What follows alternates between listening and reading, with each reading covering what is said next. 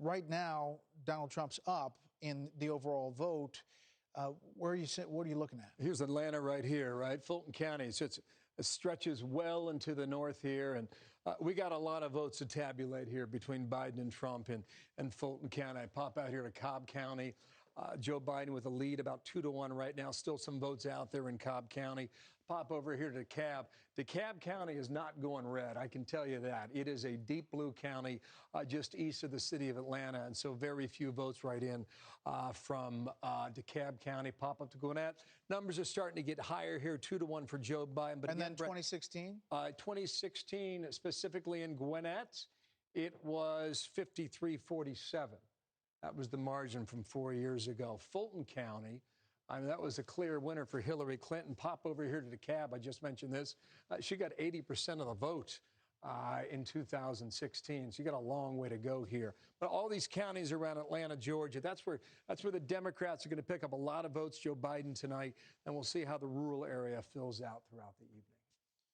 Good stuff. We're going to dig down with you in all these counties in the big states, and we are getting ready for some big calls 39 seconds away from the next poll closings. And this includes a number of states and a number of possible calls that also affect the balance of power potentially in the U.S. Senate. Remember, we are tracking not only the presidential race, but who controls the U.S. Senate, which is a major question at this hour. Yep. We know Mitch McConnell has secured his seat in Kentucky, but we're waiting for a lot of big states to come in. Georgia, as we have mentioned, is probably not going to be known this evening, but places like North Carolina, where Tom Tillis has been in a tight race against Cal Cunningham, is one we're going to be watching for, hopefully over the course of tonight or the next couple of days as we get ready to make the next set of race calls. And it is now 9 p.m. on the East Coast, and the polls have just closed in 14 states across the country. Several of these are considered crucial battlegrounds for whoever will win the White House. Let's start tonight with Arizona, a state that could make or break President Trump's bid for a second term, although the president spent the last 8 months trailing Joe Biden in Arizona's pre-election polls. He did manage to close that gap in the campaign's final days. Still, as of this moment, our decision desk has no decision to announce on the Grand Canyon state. Nor can we make a call in Texas. Democrats have been trying to turn Texas blue for several presidential cycles. A win by Joe Biden tonight would obviously be devastating to Trump's campaign. The Trump campaign thinks they can pull that out in Texas, but it might be close. And then there's the upper Midwest, which played such an important role in President Trump's upset victory over Hillary Clinton back in 2016. 3 states from that region are up for grabs at this hour, which Democrats are ahead in all 3 at this moment, according to the Fox News voter analysis, although it's too early to project the winners. In Wisconsin, where pre-election polls favored Joe Biden, although it should be remembered that they incorrectly showed Clinton winning 4 years ago.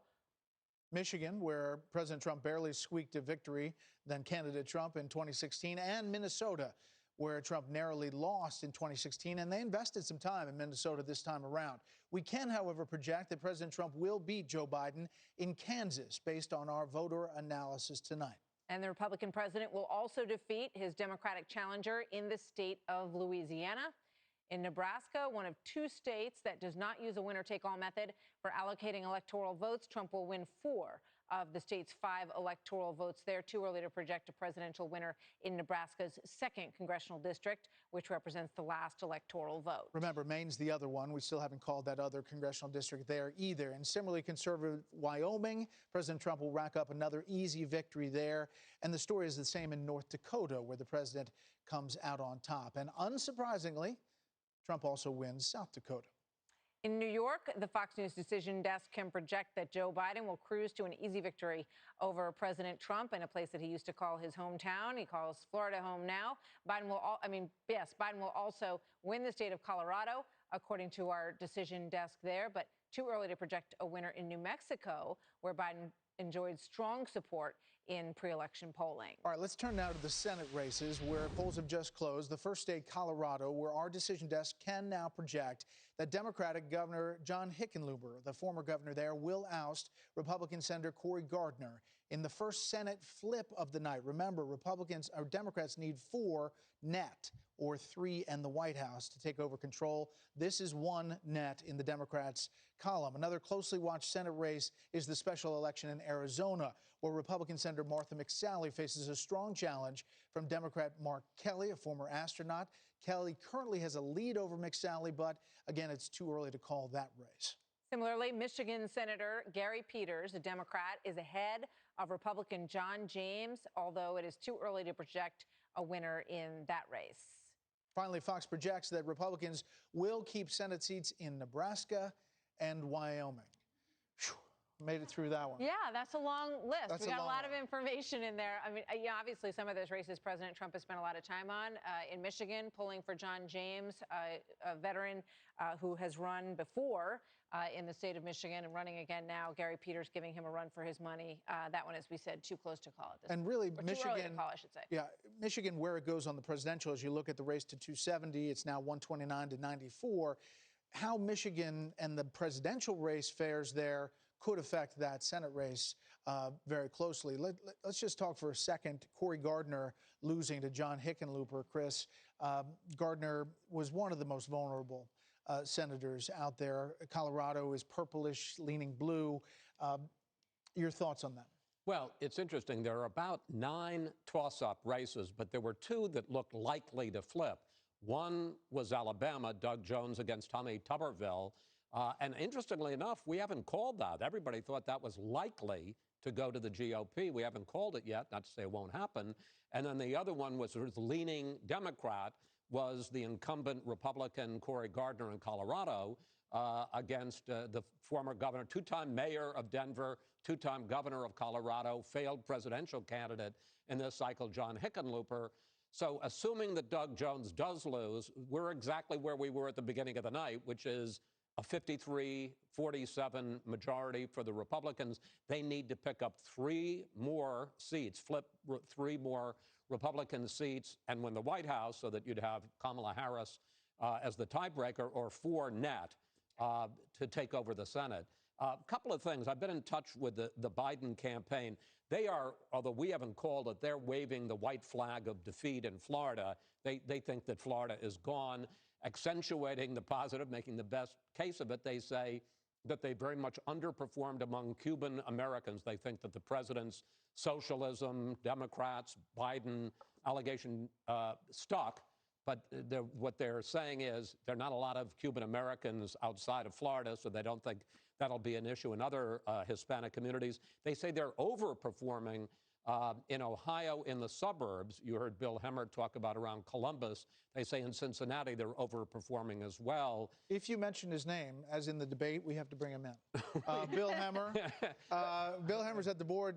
Pull up Ohio. You can ask him questions. Well, no, I just actually, can I tell you one thing, Bill? You sure can. Yeah, my son, Peter, has just sent me an email, and he says, does Hemmer really know all of those counties, or is he reading off a teleprompter? And I said, right here. Do not tug on Bill Hemmer's cape. No, exactly. You tell him I said hello, too, Chris, okay? Yeah, but are you reading off a teleprompter, or do you really No, I'm just looking at this monitor right here, which shows me you, actually.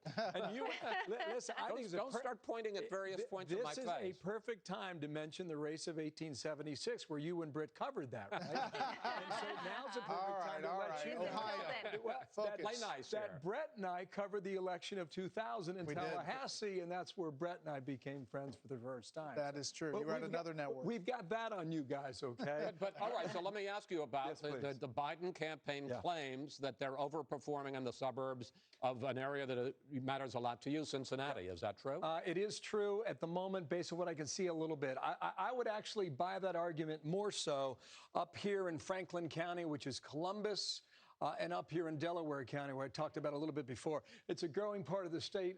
Also a lot of farms, too, up in Delaware County, too. But I can buy that part of the state a little more than I can the argument in Cincinnati. What I will tell you, Chris, however, so what are we? Our pop out here, we're at 59% of the vote in Ohio.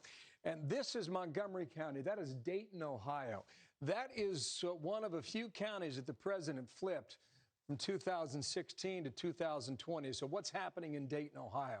Joe Biden's got a clear lead, 60 to 38% right now, but the raw numbers still are a bit on the low side. We're going to get that probably another double, I would say, in Montgomery County.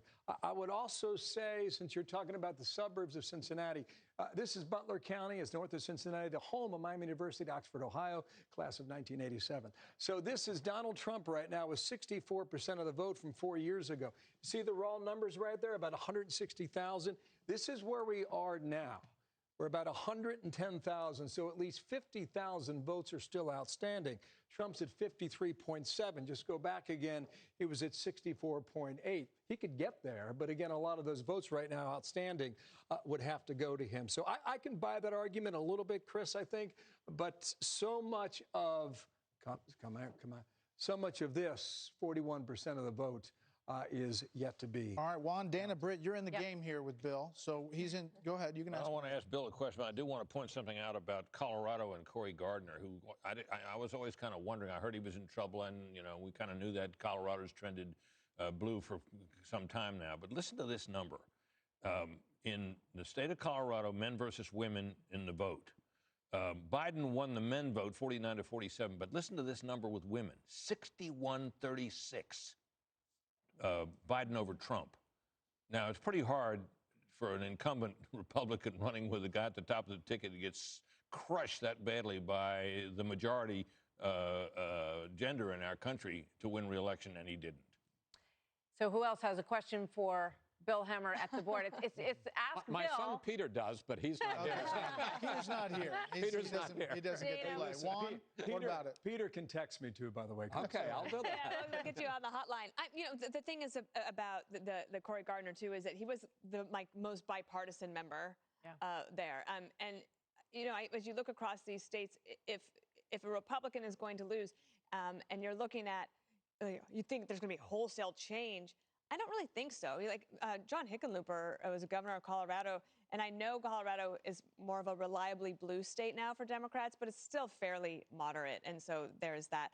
I guess, you know, Bill, one of the things that I was wondering is, like in Colorado, how much, like we're talking about the suburban vote a lot, and I don't know if we can see that on Can't the really map see there. it just yet. It really hasn't filled in just yet there, Dana. Well, that's a terrible question then. That's okay. I'll do better next time. How about North Carolina, like Charlotte, Mecklenburg, all that I think stuff? this is really interesting, guys. You have about 22% of the vote still to be tallied here. Joe Biden's sitting in a pretty good spot at the moment. You mentioned Mecklenburg. This is Charlotte right here on the map. He's got a 2-to-1 lead right now. Fast math tells me about 500,000, about 500,000 votes there. So that's about the mark where we were last time around 2016. Just hold on to these percentages and watch where we are now. So you're at 68.4%, a little better than Hillary Clinton did 4 years ago. But in a race, in a state that was decided 4 years ago by, what was it, 3.5 points? You know, perhaps that makes a difference here in 2020. Just pop in here one more moment. This is Wake County, something to keep an eye on. Heavily Democratic. You get a lot of votes out there. Over here in Raleigh as well, you're going to get a lot of votes there. He's up at 80%, but still some votes outstanding, as we can see, from 2016. Well, Hillary Clinton met the number at 81,000 as well. So you're about 200,000 in Raleigh total votes from 4 years ago. Still have about 35,000 votes outstanding in 2020. Joe Biden's right at the mark where she was 4 years ago. Pop down here. I mentioned this when we came on the air a couple hours ago. This is Robeson County, one of 6 counties that President Trump flipped from Barack Obama from 2016. So this county here is largely rural, and it's white, and the president's got 58% of the vote. Pretty good number there in that county. From 2016, he was at 52.5. So what's going on out there? Is the rural vote starting to come in? Is it starting to materialize? Remember, we were told and we were warned to tell our viewers, and we'll remind them yet again, that early on in the night, the numbers were going to skew blue, and then the in-person votes would come in places like North Carolina, in places like Georgia and Florida. And that seems to be a bit of the pattern we're seeing right now. But at the moment, well, come back to 2020. This is too close to call, but you can see how it's starting to go more and more narrow in the Tar Heel state. I'd love to bring in Karl Rove and get a look at Texas and the vote that is coming in there so far, Bill. About 50% Joe Biden, 48%, 48.5% Donald Trump. It's close, but there's, by my read, it's about 41% of the vote, and it could be a little bit higher than that. Let us know what you're seeing there, and let's see what Carl thinks about that. Rove's out of my league, by the way. Go ahead, Carl. What do you got? Carl, Well, what I do you don't know got? what that means, but I'm looking at the numbers. I've been playing with them. Right now, this lead is statewide is relatively close, about 105,000 votes. And you're right, about 40-some odd percent of the vote is still out. Bexar County, San Antonio is 88% in.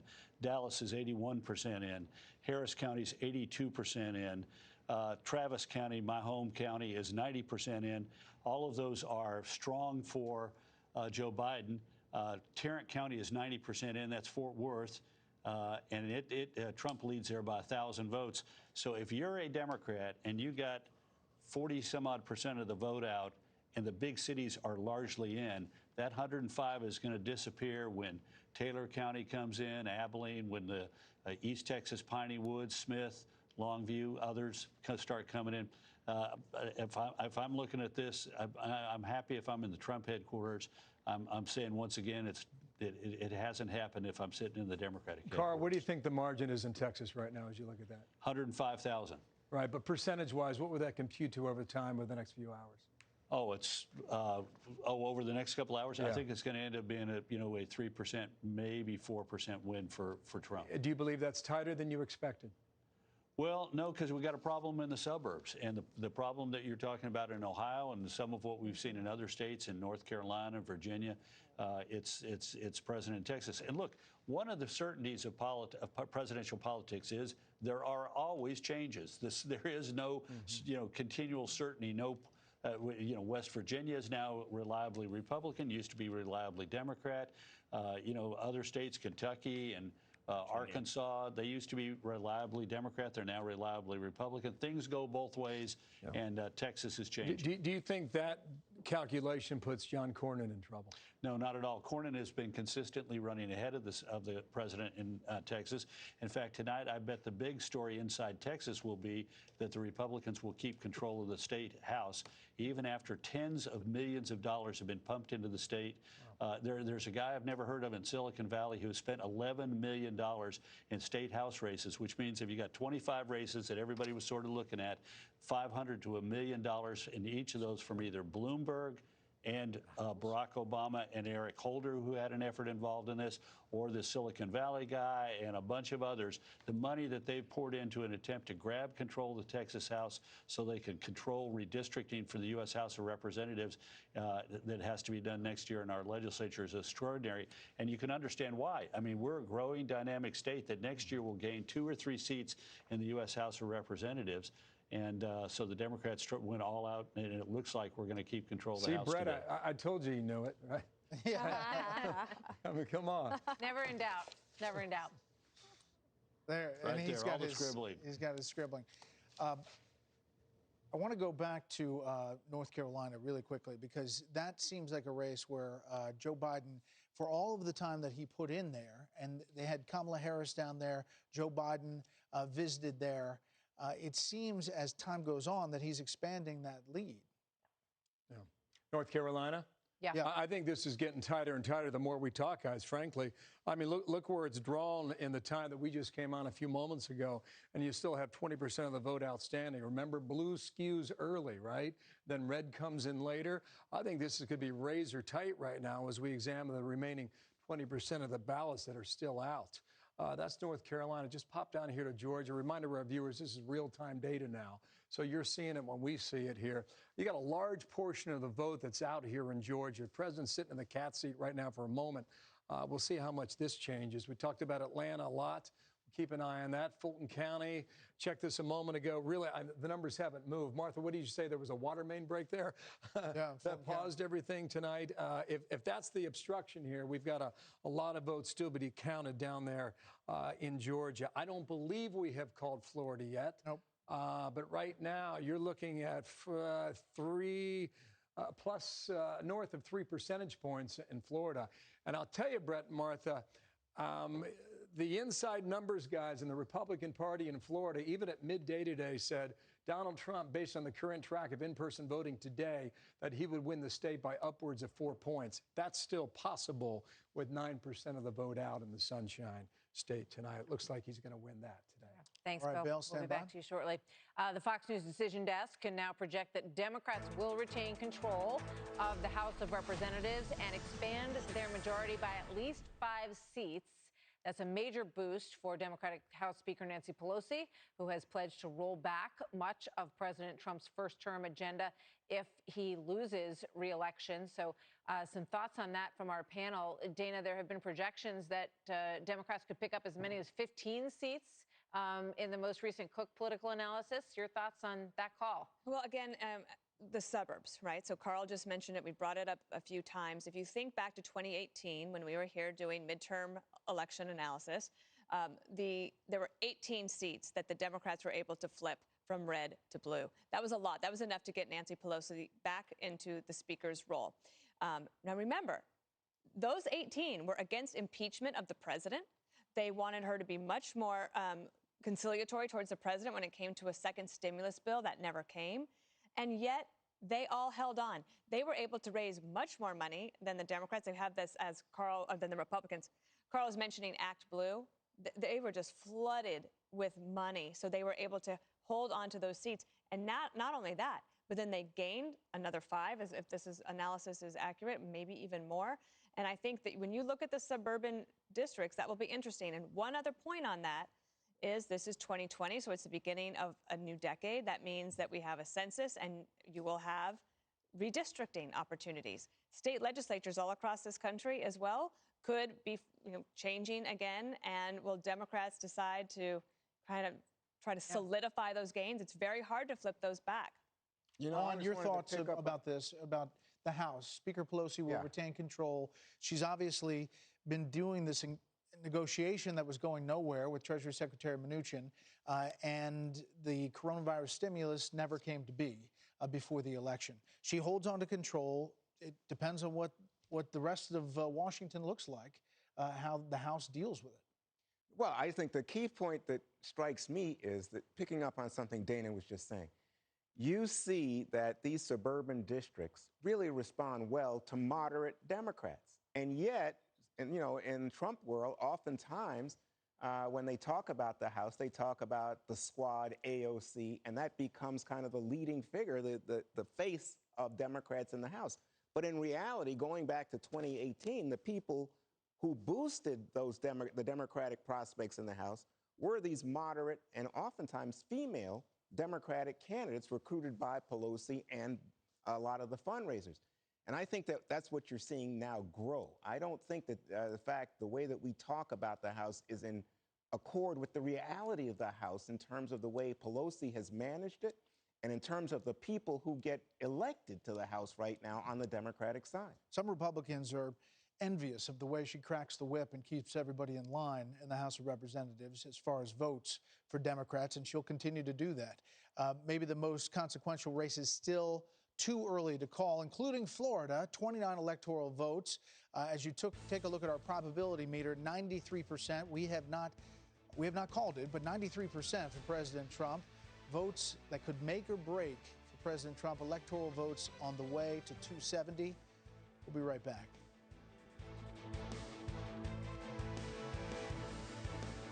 We're at the movies and we need to silence. Attention veterans with VA loans. Record low mortgage rates have now fallen even lower. By refinancing, you can save $3,000 a year with one call to New Day USA. Our team is standing by right now to take your call. And from start to finish, you can do it all without ever leaving the house. With our VA Streamline Refi, there's no income verification, no appraisal, and no out-of-pocket costs. Nobody works harder for veterans than my team at New Day USA.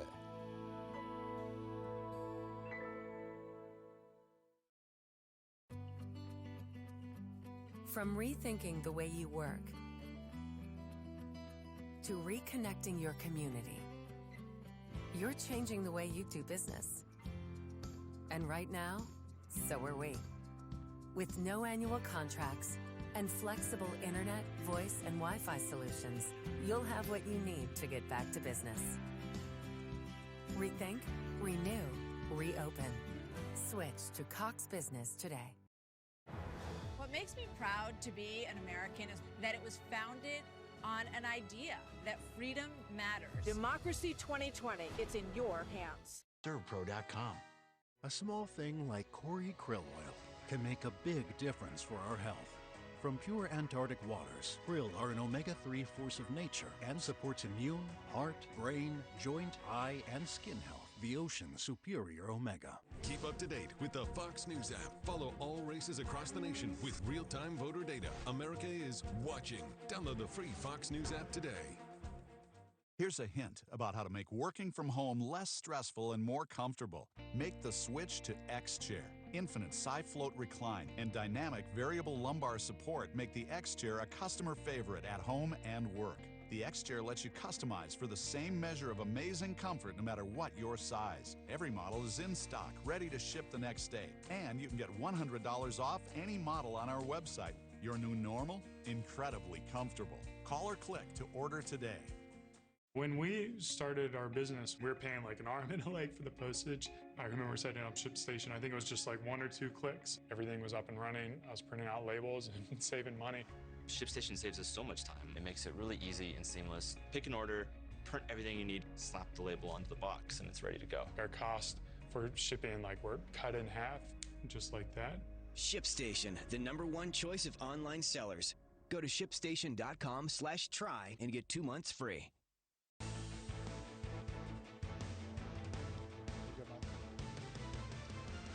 So Florida's 29 electoral votes, still too early to award to President Trump or Joe Biden at this hour.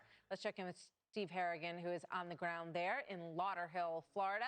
Hi again, Steve. Martha, they're counting ballots behind me in Broward County, and a couple of storylines really developing here in Florida. One is what's going on in Miami-Dade County. That's, of course, high population, heavily Democratic county. It's a county Hillary Clinton won by 30 points 4 years ago, and something the Democrats need to run up big margins in. However, Biden is leading by just 9 points, so Trump dramatically overperforming in Miami-Dade County. A second storyline is tremendous turnout in some conservative areas. Collier County, where Naples is, 90.1% turnout, and the Villages, conservative bastion, senior citizens in Central Florida, 88% turnout. So it looks like President Trump is so far running up big margins in conservative areas and keeping it close in Miami-Dade, likely through strength with Cuban voters and Hispanic voters. Finally, officials here say things have gone smoothly. The polls opened on time, there have been no security incidents, and the early ballots were processed and counted and posted early. Martha, back to you. Steve, thank you very much. Democrats retaining majority of the House, even picking up a few seats tonight, as we just told you. We're also watching the Senate very closely, specifically North Carolina, a race that could be a decider whether Democrats take control of that chamber. Mark Meredith is on the ground at Republican Senator Thom Tillis' headquarters in Morrisville. Mark? Brett, good evening. We're here at Tillis headquarters. They've been watching the numbers very closely. And within the last hour or so, they have seen this race tighten to less than 2 percentage points that they are trailing the former state senator, well, Iraq War veteran Cal Cunningham. This is a race that, of course, is not important just only in North Carolina, but everyone that's going to be looking at the balance of power is going to be monitoring what happens here in North Carolina. This was a state that saw record early voting turnout. We saw people that voted the second they could when absentee ballots first went out, as well as October 15th, the day that early voting began in this state. We were at a polling location today, not too far from where we are now, and it was amazing to see that it was so calm because so many of millions of North Carolinians had already taken the chance to vote. I just got done speaking with one of Tillis's supporters as well as advisors, and they, again, were looking at those numbers very closely, remaining somewhat optimistic, but also not certainly popping any champagne corks here at any point. This race is also just so fascinating because it's tied to the presidential race so much. North Carolina, that swing state, 15 electoral votes, Brett and Martha, as you know very well. If the president were able to carry this, this could be good news to bring Tillis over the finish line. However, of course, if Joe Biden ends up catching the state, this could also be a big boost for the Democratic Senate candidate. There's also a governor's race here in this state that we're watching. The Democratic governor doing very well. This has been a big referendum on him when it came to the state's COVID restrictions, because in this state, compared to other states like South Carolina, Georgia, you still see several different restrictions in place for businesses. And while you have plenty of Republicans that are saying they want to see the state reopen. The governor taking a much more cautious approach, and it's been curious to see whether or not that was going to be what voters were focused on the most here, not just where we are in this part of North Carolina, but throughout the entire state. At Tillis headquarters, it may look like there's nobody right here behind me, but there are plenty of people in this room. Everyone is wearing the masks, not just the media, but also Tillis' supporters, an indication that they're taking things seriously, not only with just COVID, but with how the state sees their operation here. Brett and Martha? All right, Mark, thank you. Just pointing out, we've already called the House for control to the Democrats, but interesting races along the way. Madison Cawthorn will win in North Carolina. That is Mark Meadows, the White House Chief of Staff's seat. He had a bumpy road there in the campaign. He will become the youngest member of Congress. He's paralyzed from the waist down. People might remember him from the Republican National Convention, standing up on the stage during that, but he ran into some controversy along the way and secured that seat. Ronnie Jackson, also of note in Texas. Not a huge surprise win, but you may know that he was the president's doctor at the White House at one point, and Ronnie Jackson will now also be a member of Congress. So through the Texas. night, we'll pepper some of those interesting races, even though control will stay with the Democrats. So let's get some analysis from Molly Hemingway, who is joining us now, senior editor at The Federalist, and Byron York, Washington Examiner correspondent. Both are Fox News contributors. Great to have both of you with us this evening. Molly, your observations on the evening so far? Well, we know a little bit about a lot of states. It would be nice to know a lot more about a few states that are out there. But one of the things that is definitely an emerging story is about the closing of the racial gap. There's usually a pretty big racial gap in voting where minorities strongly favor Democratic candidates. And Donald Trump obviously is doing very well in Florida on the strength of not just Cuban voters, but also Venezuelan and Colombian and other minority voters. And there's starting to be an indication that this is happening in other states as well. You know, in Texas, Joe Biden is underperforming, in Ohio and Georgia, in these minority communities. It is really stunning that it is Donald Trump, someone that the media have painted as, you know, a racist racial demagogue, who is managing this transformation of the Republican Party toward a more multiracial working class party. And regardless of what the eventual outcome is tonight, that's something that Republican strategists have to be thinking long and hard about, that the way that Donald Trump has been able to get more outreach and get more buy-in from minority voters has been through this conservative populism that he advocates. It's a really interesting thing that we know thus far as we wait to learn more. You know, Byron, Republicans, Trump supporters say not only was he running against Joe Biden, but he was running against the mainstream media over 3+ years of kind of really battling back and forth. Your thoughts about this race, where it stands, and kind of that framework? Yeah. Well, you know, I spent the last week of the race in Pennsylvania talking to a lot of Republicans who all strongly believed that there was something they called the hidden Trump vote, that there were people out there who intended to vote for Trump, but who did not tell not only pollsters, and that's where the media comes in, because they associated all pollsters with the media and they did not trust them. But some of them also didn't tell their friends or their coworkers or even their family.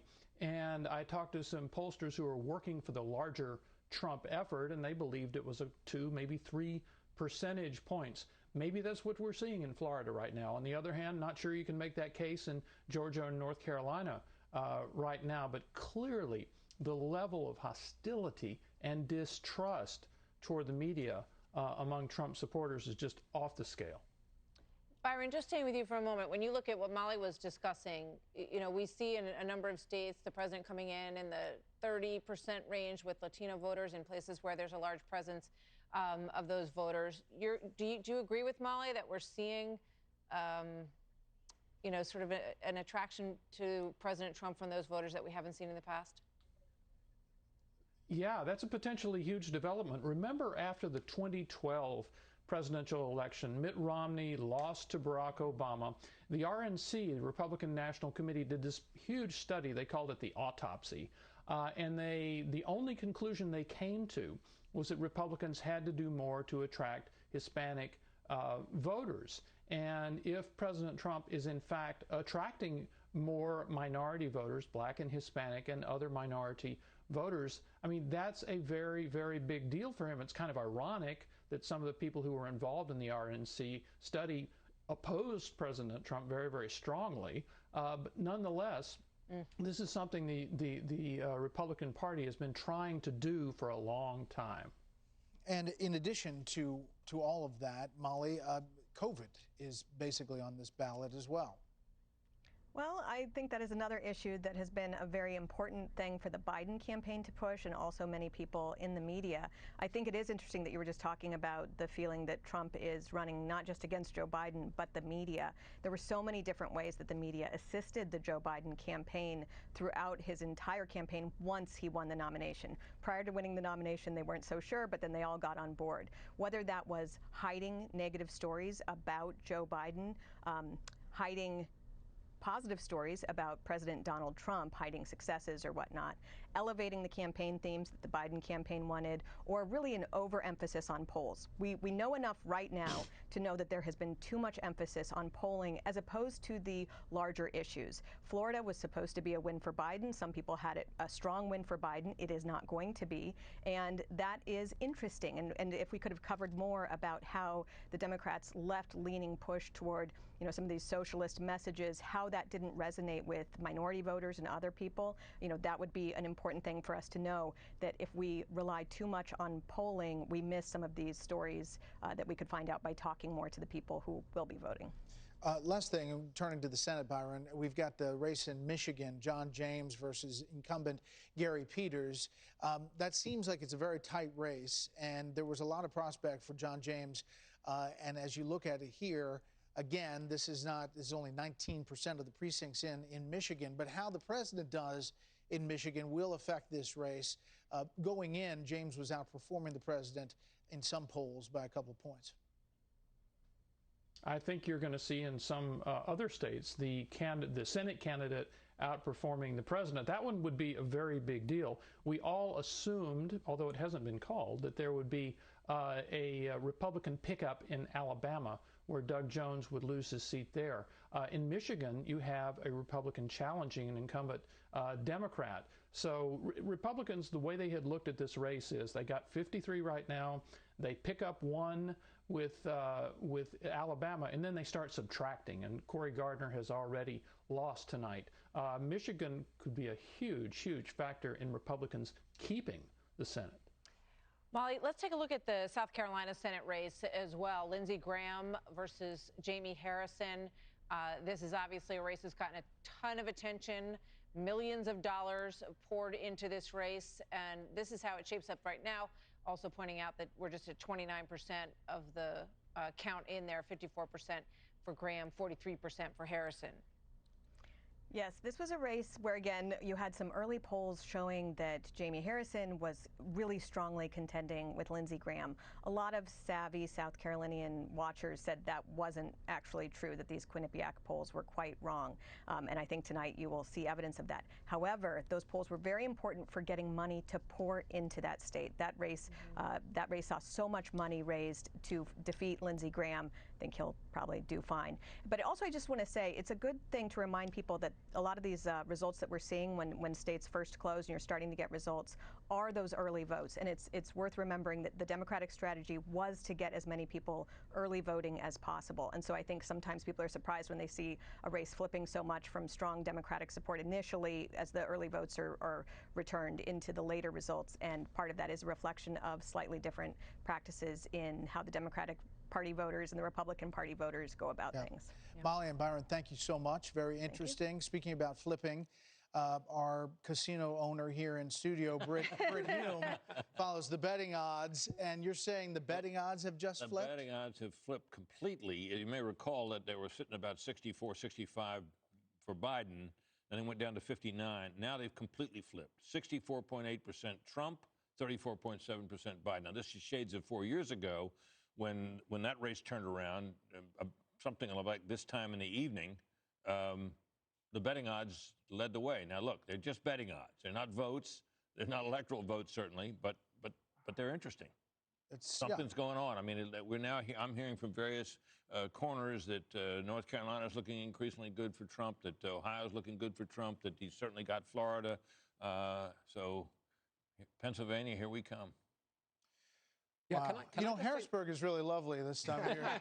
Can I just say that, in fact, nothing surprising has happened tonight. In fact, each team has held the states they were expected to win. They say in a basketball series or World Series that it really doesn't start until the visiting team wins on the others on the home field. Nobody has lost a home field. I mean, if this night continues the way it is, if Trump is able to hold on to Florida and Georgia and North Carolina, it's going to end up coming down to exactly the states that we thought it was. I will just point out that it was this time 4 years ago where I sat next to you and you turned to me and said, you know, ladies and gentlemen, you should get your head around the possibility that Donald Trump could be the 45th president of the United States. Yes, I did. I'm not going to say that yet tonight because there hasn't been that kind of a change. But in other words, at this point, even if the president were to hold North Carolina and Georgia, it still makes Pennsylvania, Michigan, Wisconsin, Minnesota, the key states. And whoever wins those states wins the presidency. Yeah, as I said before, when you do that what-if board, it's filling in pretty much the way you would fill in all of these early states, or exactly how you would fill in all these early states. And the states that will decide this, we don't know yet. Are still in the mix. So there's a lot to lay out here, which is why we are going to speak to our decision desk after this when we come back. And Chris Stirewalt will weigh in. Look, so they're we look working. forward to seeing him. They are deciding things just all the time in there. It's a lot of decision making there. Meantime, we didn't take it live. I think it is. Do they move? Are they living? Can we take a pulse in there? Senator Mitch McConnell, Majority Leader now, gave an acceptance speech of winning in Kentucky. We'll give you a piece of that as we go to break.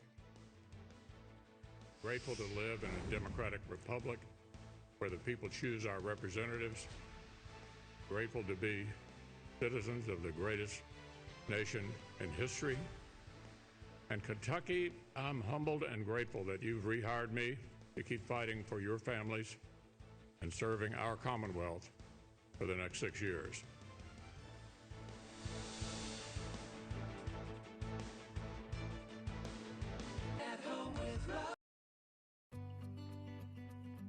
From rethinking the way you work to reconnecting your community, you're changing the way you do business. And right now, so are we. With no annual contracts and flexible internet, voice, and Wi-Fi solutions, you'll have what you need to get back to business. Rethink, renew, reopen. Switch to Cox Business today. Hey, Tony, what you doing? I am just reviewing some of Tubi's best plays. Tubi, huh? Total MVP. Here, check it out. They got a huge offensive line. Yeah, but what if there's an audible? Tubi has such a deep bench of free movies and television shows, there's always a perfect play. We're kind of a big deal here.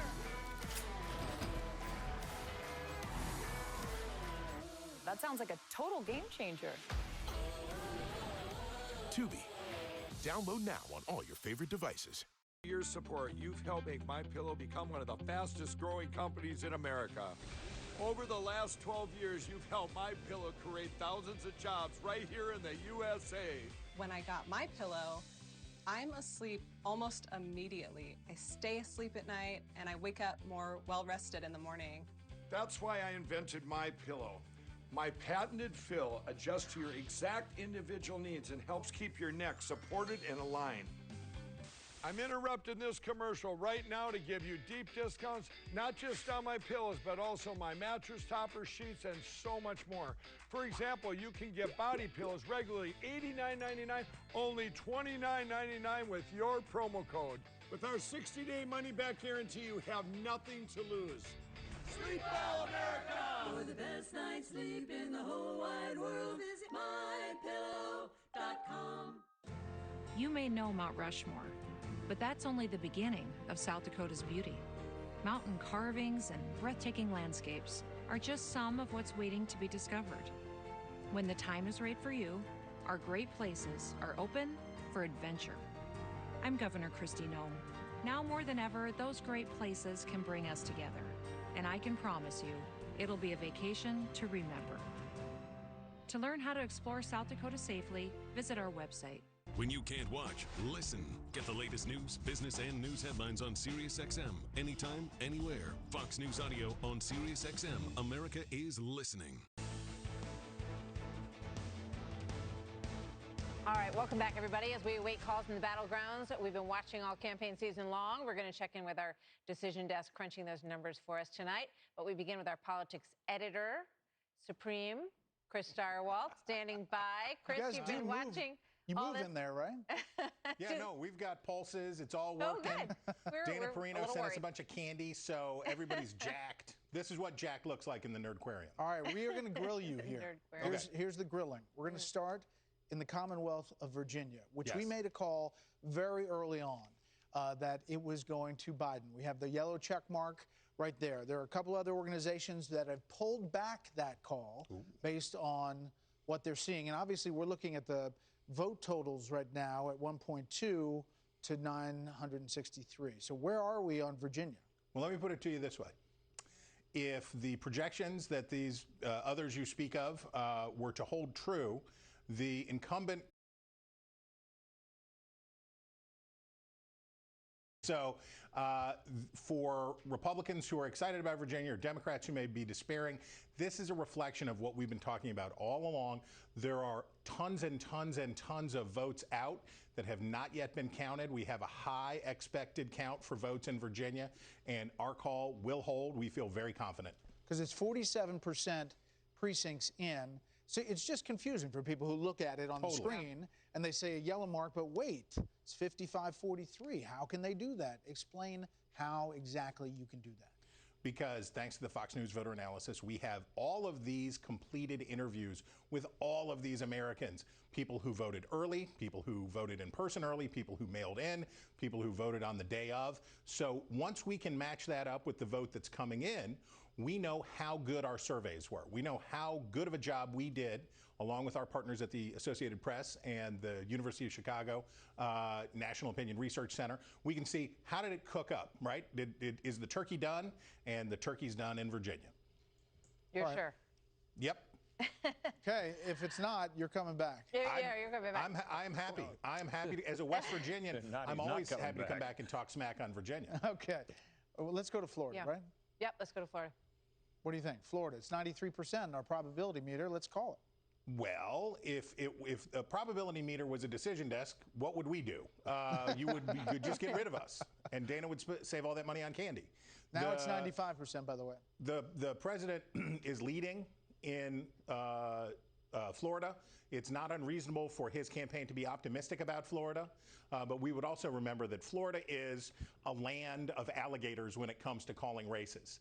And there's just no reason for us right now to take a chance on calling Florida, where there is still a considerable amount of vote out, and we're not quite sure given the high numbers of early votes. So we're just not quite there yet. What about this thing about the absentee ballots requested in different states, Florida, North Carolina, and the ones that came back received? We know that there's a percentage every year, as Karl Rove talked about, that they just don't vote. It's usually 5-8%. That don't get returned. But there's, when you're talking a big number, like hundreds of thousands of absentee ballots that have not come back. Well, one of the things that makes it challenging for everybody, whether you're watching at home, whether you're on a campaign, whether you're a forecaster, whatever, when you turn up the volume on early and absentee votes by 50%, right? When you have this massive increase in all of these votes, it's going to make these numbers screwy, right? It's going to make things look different.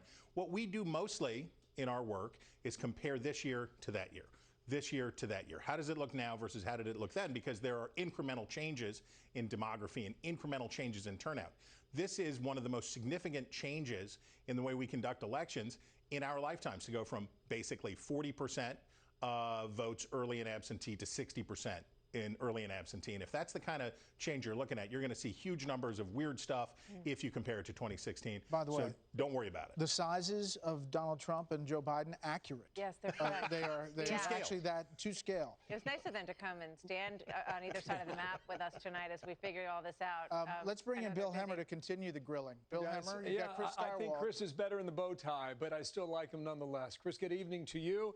I will tell you at the moment, this is Ohio for our viewers at home, because the last time we talked, Donald Trump was trailing. Now he's taken a lead in the state of Ohio. He won it by about 7.5 points from 4 years ago. Last time we talked North Carolina, I mentioned it was getting tighter and tighter.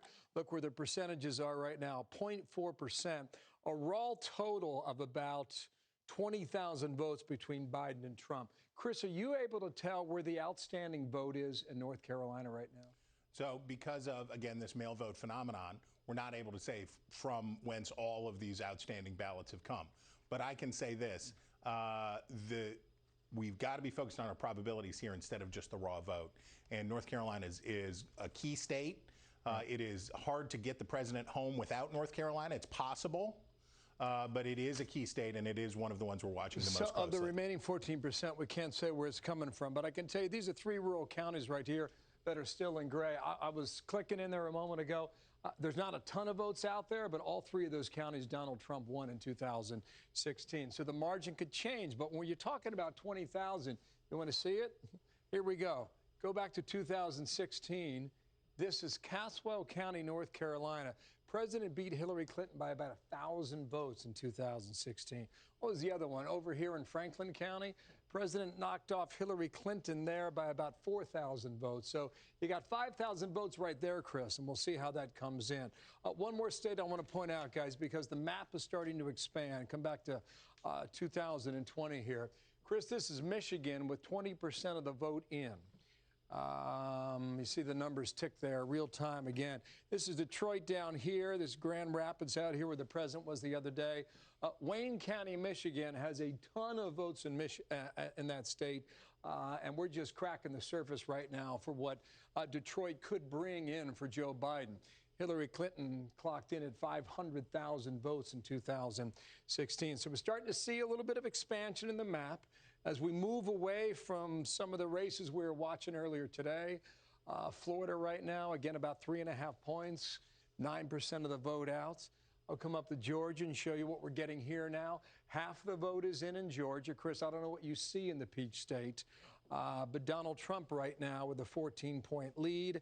Fulton County is critical, a lot of votes there. I don't know what the holdup is in Atlanta, Chris. It's the busted pipe. Yeah, well, if that's the case, then they better find a plug pretty soon because the votes are scarce at the moment. What do you see there, Chris? So look, we're accustomed, whether you're talking about Georgia or whether you're talking about Michigan or any state that is, like America, a couple of blue dots in a big red ocean. It takes a lot longer to get all those votes in the densely populated urban areas in. And this is the rough math of every presidential election and in every swing state, because basically it's the city mice versus the country mice each time. This election is no different in that way, even if you add in the complexity of having the mail vote and the early vote. The truth is it's so much more densely populated in those cities. It just takes longer to get through in those counties. Let me interrupt here. Is Joe Biden outperforming where we had him going in, or is Donald Trump outperforming? I think it's too early to know that. I think Chris would agree with me in some of these critical states. I think so far, how did Brother Wallace put it? He said that nobody had won a game on the road on the opposing team's home field yet. I think that's true so far. And we have not had an event take place yet that says that there's not been some cataclysm for either campaign yet. But as you guys point out, the clock is really running. And the map is expanding quickly, and a lot more electoral votes are on the table now, and here we go. I would just say, these are the blue dots in Ohio from 2000. This makes your point, Chris, right? This is Cincinnati, Hamilton County. This is Columbus, Franklin County. This is Cuyahoga, Cleveland, Ohio.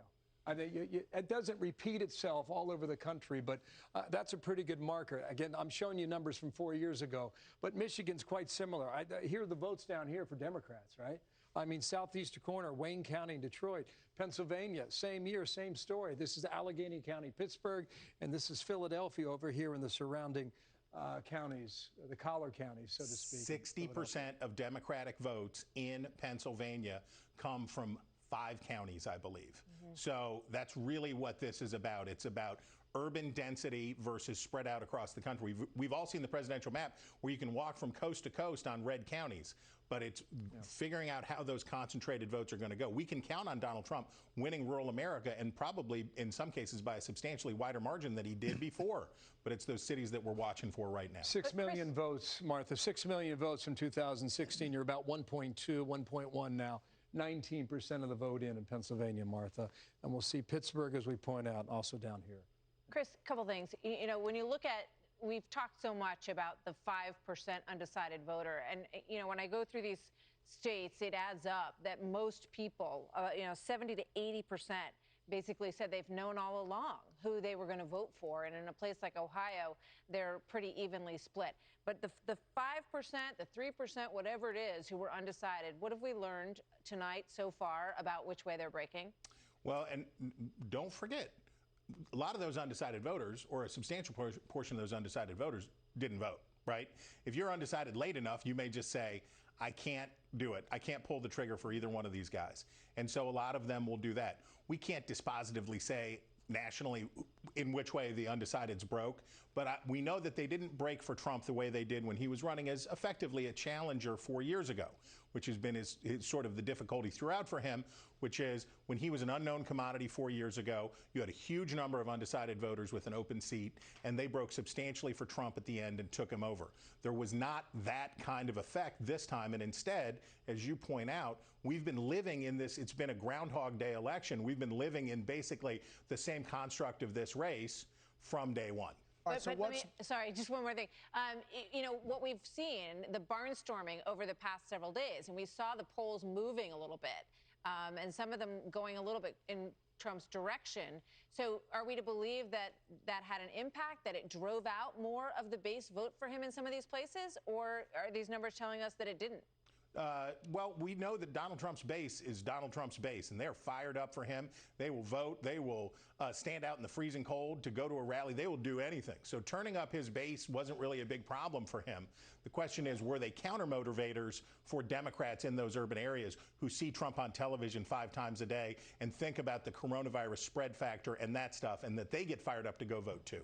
We're going to make some calls. You're not even in with the decision desk. I know. But I want to ask you one more thing. Trump's biggest vulnerability, as you see it right now on this map, Biden's biggest vulnerability, as you see it right now on this map. Just think of the Mason-Dixon line. Anything south of the Mason-Dixon line, that south of the border of Pennsylvania, that Joe Biden wins is big trouble for Donald Trump. And conversely, any contested state north of the Mason-Dixon line that Trump can win is real good news for him among the contested states. And we've got a bunch clustered right now that we're ready. It sounds like you know more than I do, but we got a lot of popcorn ready to pop. Oh. And we're watching you on Virginia. So I just want to put you on notice. Oh, yeah. We're watching. He's got all your chips on that. Thank you, Chris. You bet. So the Fox News decision desk, minus Chris Stirewalt for just a minute, has made some decisions that we want to share with you. President Trump will defeat former Vice President Joe Biden in the state of South Carolina tonight decisively. And a big one, Fox News can also project that Republican Senator Lindsey Graham of South Carolina will win re-election by defeating Democratic challenger Jamie Harrison, who managed to throw a scare into Graham, a big one, during a hard-fought campaign. Lindsey Graham will not say his website on any more interviews. He has managed to hold off and will win in South Carolina. And that is a big thing for the Republicans, Chris Wallace, because Lindsey Graham, he was threatened. They thought that Harrison could really take him out. Yeah. And Harris raised an enormous amount of money, tens of millions of dollars, a real money machine pouring in there. But that was never a toss-up, and that was never leaning Democratic. It was, he got a scare, and he had to campaign probably harder than he thought he was going to have to. Yeah. But I think this was kind of what people in the end thought was going to happen. You know, I just want to pop in there and say I think this was about money. It was $100 million that he was able to raise. That's a Democrat. It's unbelievable. And similarly, you think about what happened in Kentucky. Yeah. You know, again, just a boatload of money from the Democrats. And what do you see in both cases?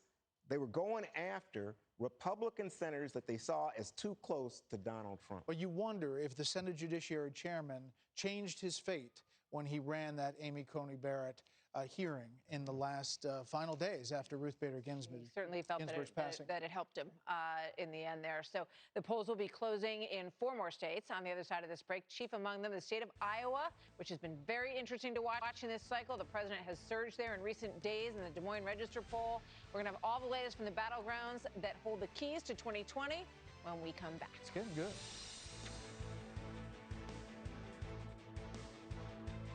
I'd like to tell you about my great-grandmother. My grandma. My cousin. My great-great-grandmother.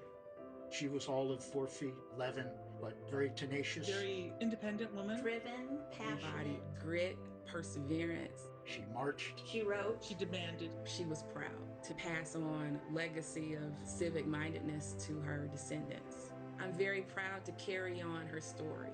Her story. Find their stories. Make them count. At Ancestry. How can we find the best climate solutions? We look for a light, one bright enough to inspire us all to work together. Right now, America's natural gas and oil companies continue to lower emissions worldwide, all while fulfilling essential energy needs. Together, we can keep the U.S. the world leader in reducing emissions. See how American innovation lights the way at energyforprogress.org. These are real people, not actors, who've got their eczema under control. With less eczema, you can show more skin. So roll up those sleeves and help heal your skin from within with Dupixent. Dupixent is the first treatment of its kind that continuously treats moderate to severe eczema or atopic dermatitis, even between flare-ups. Dupixent is a biologic and not a cream or steroid. Many people taking Dupixent saw clear or almost clear skin and had significantly less itch. Don't use if you're allergic to Dupixent. Serious allergic reactions can occur, including anaphylaxis, which is severe. Tell your doctor about new or worsening eye problems, such as eye pain or vision changes, or a parasitic infection. If you take asthma medicines, don't change or stop them without talking to your doctor. So help heal your skin from within and talk to your eczema specialist about Dupixent. If your financial situation has changed, we may be able to help.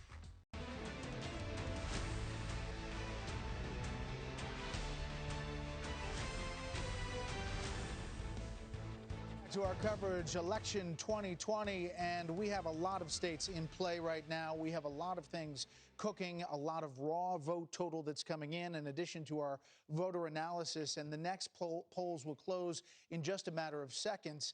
And when they do, we will make some more calls. It's starting to get where anything can pop at any moment. Yeah. The Senate races are coming in quickly as well. As we said, Senator Graham hangs on to his seat. We're watching the Tillis race in North Carolina closely as well as we count down to the next race calls.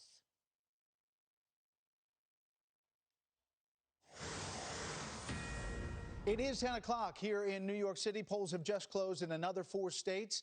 Let's start with Iowa, where President Trump is locked in a close race with former Vice President Joe Biden. According to our decision desk, it's too early to project a winner in Iowa. The other state we're watching very closely at this hour is Nevada, where our vote analysis shows Biden ahead of Trump at the moment, although we'll need to analyze a lot more data from Nevada before making a call there. Meanwhile, President Trump is ahead of the former vice president in a pair of western states. The first is Utah, home to Republican Senator Mitt Romney, and is a frequent Trump critic, as we well know. And the other is Montana, a traditional Republican stronghold. Our decision desk still not quite ready to declare winners in either of those states yet tonight. So if we look at our electoral map, where it stands right now and our lovely standing candidates, it is 129 to 109. Remember that 270 is the magic number to win the presidency. And you see those yellow states. Obviously, those have closed, but we have not called them yet. And that is where this race is really being battled. We have North Carolina. We have Florida that we haven't called yet, although Donald Trump has a big lead now in Florida. Yeah, and as these results continue to come in tonight, let's bring in Tucker Carlson once again, host of Tucker Carlson Tonight. Tucker, great to talk to you tonight. Obviously, this is a historic evening, always, when the nation comes together to elect a president. This has been a very hard-fought race, and we still have so much that's undecided. Your thoughts at 10:01 Eastern? I think Mitt Romney had lost by this point. when he ran for president. So there's a lot to learn, of course, and I sincerely don't know what the outcome will be, but I just cannot get over my total surprise at the disconnect between what we're watching on the screen and what has been confidently predicted across the media landscape for months. That there was a very good chance of a blue wave, of a total Biden blowout, of an early night. And I could get much more specific about this, and I think we'll probably spend the next couple of months doing that because it's worth doing. But suffice it to say, and anyone watching and who's consumed any media this year knows that the media, even on the basis of the data we have now, got it really wrong. And they'll claim they didn't because they always do, but they did. And we know that. And why is this a problem? It's a problem because in the end, we know who the president is because the media tell us who the president is. The campaign manager for the Joe Biden effort today sent out a tweet saying, in effect, you know, we will, if announced that Joe Biden won by the media, then, you know, we will consider that a victory. And then they said on background to a bunch of other news organizations, the second the media declared Joe Biden the president, he will begin, in effect, acting like the president. So you can't really overstate the role of the media in adding legitimacy and conveying legitimacy to the winner. We're not just observers, we're participants, as much as we hate to admit it. So given all of that, it really matters whether or not we're credible.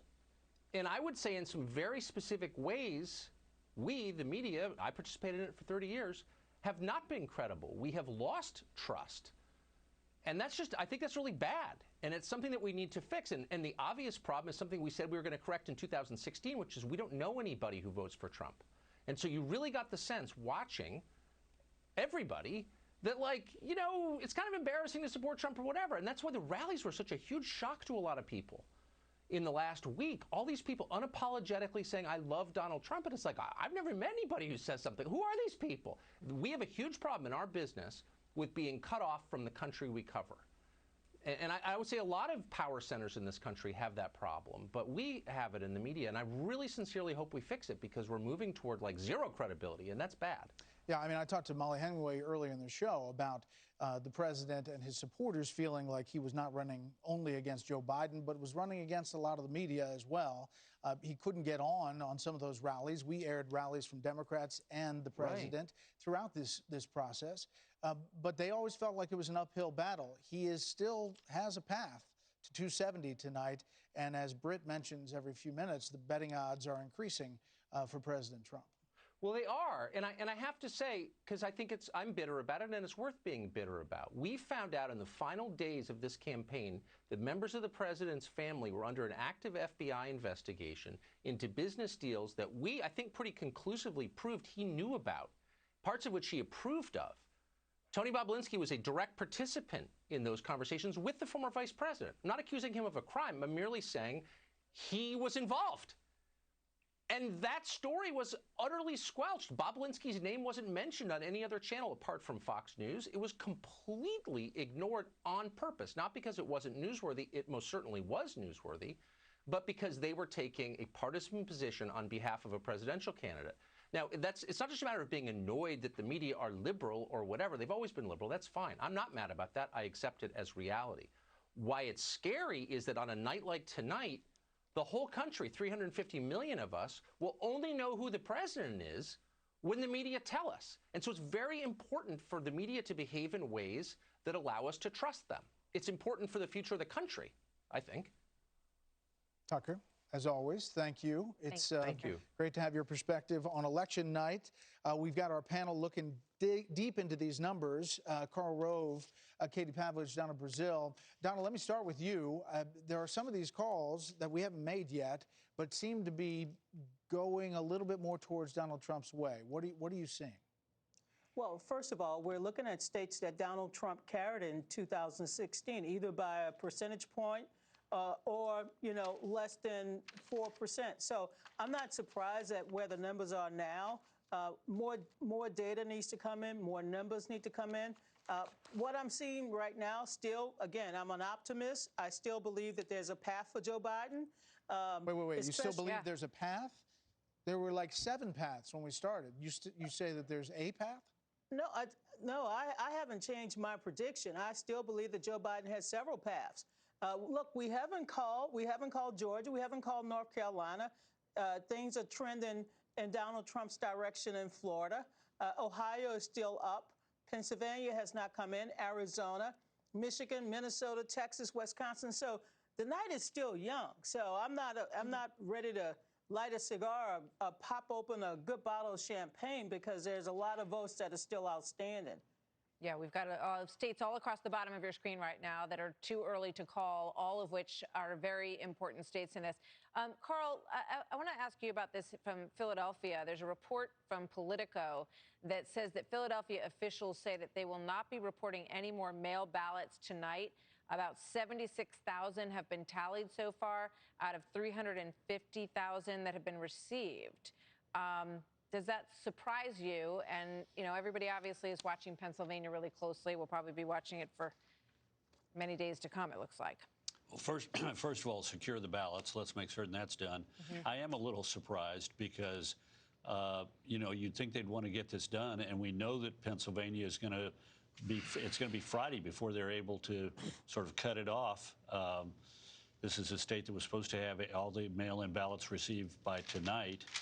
By close of business, but instead they used some administrative measures and a court decision to move it till Friday. So I'd keep the people at it, but they may just say our progress is such, give them the benefit of the doubt. Our progress is such that we don't need to work 24 hours a day. We can get this thing done in the next day or two. And certainly before the deadline of Friday. But it's better that we have these contests settled sooner rather than later, even if it is an unofficial count and has to be subsequently certified by the Secretary of State. Carl, while we have you, where are you on Texas? Are you bullish on a Trump Texas? Texas, our Texas, all hail the mighty state. Of course, it's going to be red. John Cornyn. Thank you for that. Yeah, thank you. The one in the musical interlude here. Can I say something about North Carolina? Wait. So you're done with Texas? You think it's GOP? Yes. It's just a little ditty. The Republicans will carry it on the presidential level. I'm looking at the numbers. Senator Cornyn is running like 6 points ahead of his Democratic challenger, despite the fact that something like $50 million is spent in the last 6 weeks, including $28 million by Silicon Valley Tycoon in the last week. You know, and not only that, but the Republicans are going to keep the State House of Representatives, which, as I said earlier, was just a gigantic amount of money thrown on Texas. But we're going to hold on to that as well. And what were you going to say? Well, let me say something about North Carolina. This is why election nights are so interesting, because you may have just noticed that Trump's margin has grown a little bit. And not only that, but Tom Tillis is now leading in the Senate race. And what's interesting to me is it's a handful of counties.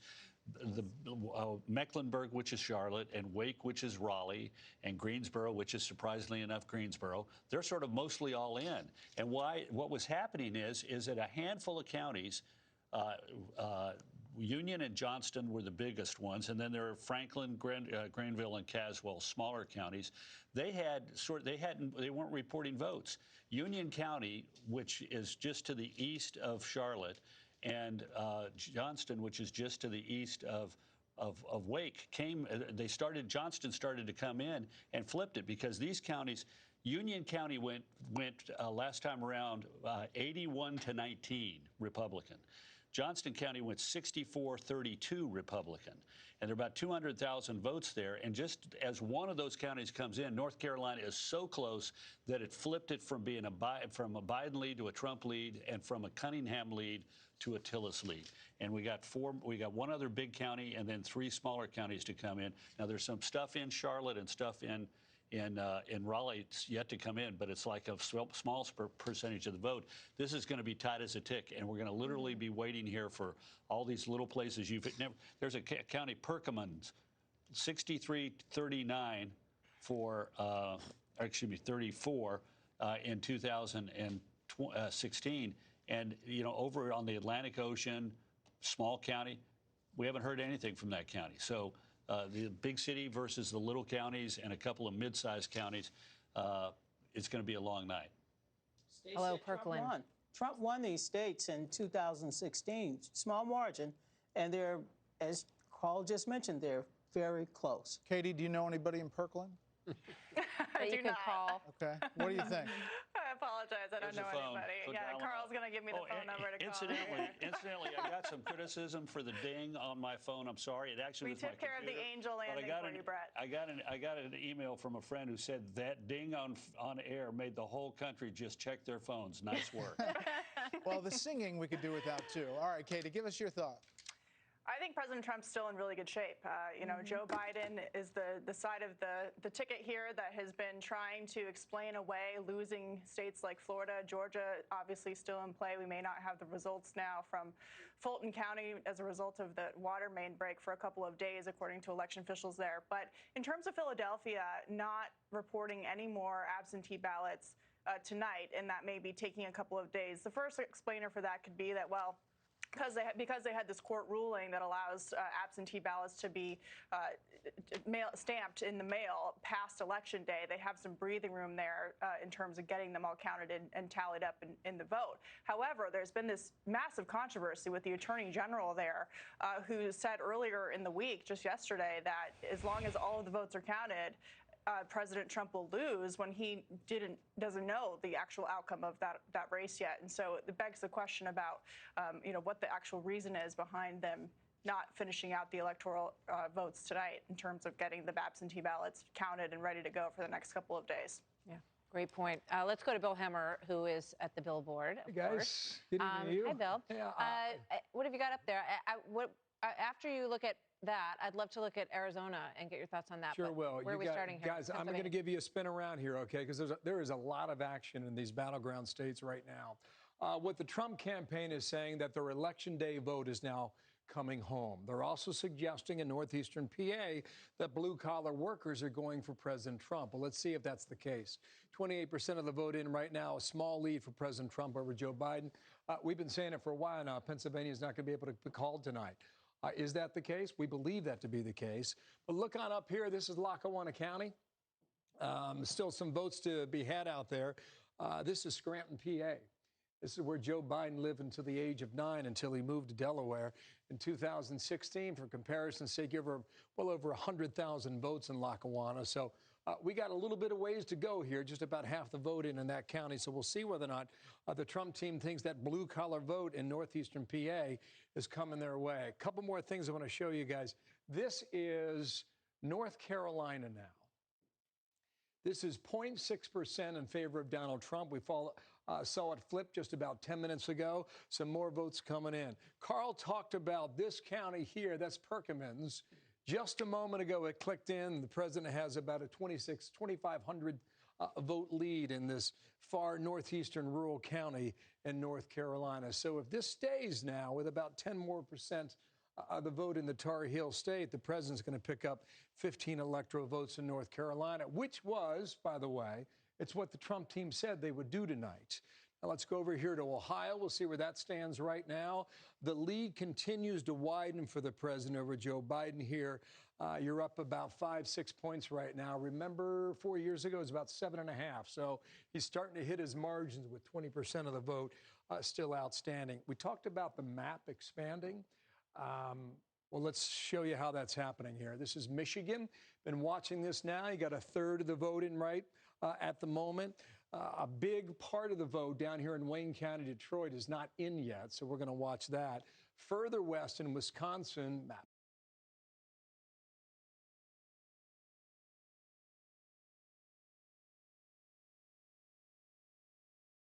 Here is Green Bay up here. This is Milwaukee County. You've got a lot of votes that have not yet been tallied. Milwaukee tends to run later into the night, so we'll see how this measures up. This is Dane County, by the way. That's where Madison is. That's where the University of Wisconsin is located. You had a ton of votes for Hillary Clinton 4 years ago, so Joe Biden hasn't yet hit that mark. She had 217,000 and 75%, so he's 144. So I would imagine in a liberal county like Dane County, Wisconsin, that there's more votes out there for Democrats to be had. One other thing I think is curious, the Trump team told me a bit earlier tonight that they had about half a dozen counties in Wisconsin that ran out of ballots, and they had to go out and get more. Some of them are right here in the center part of the state, Juneau County. There's not a ton of votes to be had anyway. Nonetheless, though, Wood County, just north of it, they ran out of ballots apparently, had to gather more. Perhaps they file provisional ballots until they can fill the void for that. The reason I bring that up, you got a 6,000 vote margin at the moment in Wood County alone in Wisconsin. Why does that matter? Just pop out here a moment to 2016. I mean, this is razor tight, right? Talking 23,000, 22,000 votes in Wisconsin. All these votes now matter in 2020 from the rural areas that Donald Trump, he's been going there. He's been campaigning. He's been working hard for Wisconsin. The campaign thinks they've got a shot. I talked with one of the high-ranking members of the campaign a bit earlier today. They had a split opinion, actually. One gentleman thought Pennsylvania was more likely to flip toward Trump.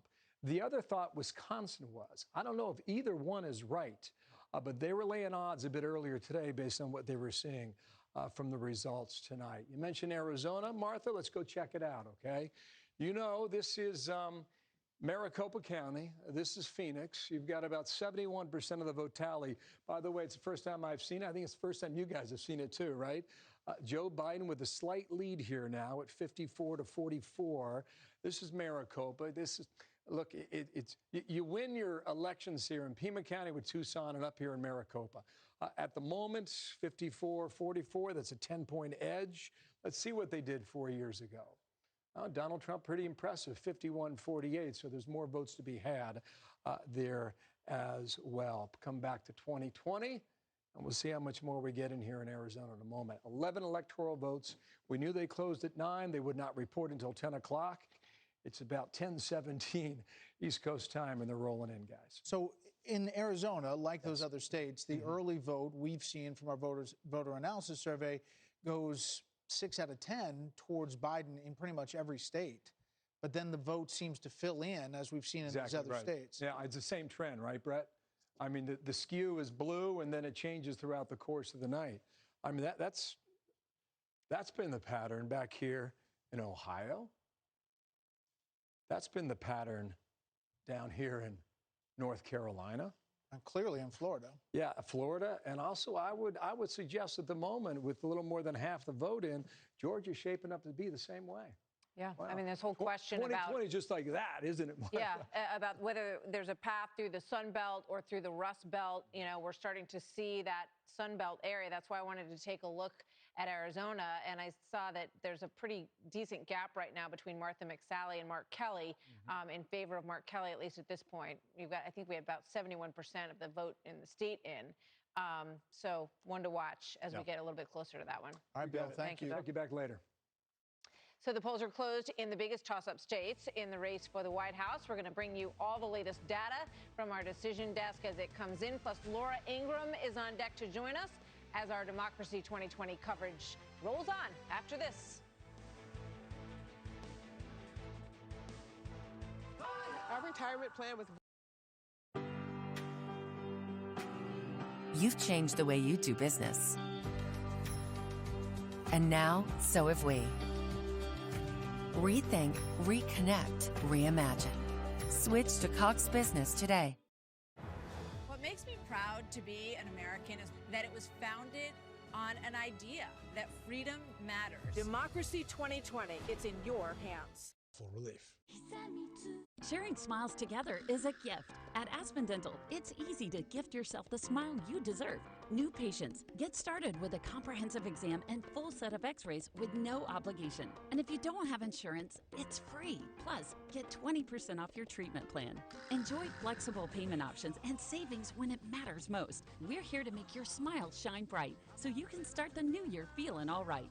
Call 1-800-ASPEN-DENTAL 7 days a week or book today at aspendental.com.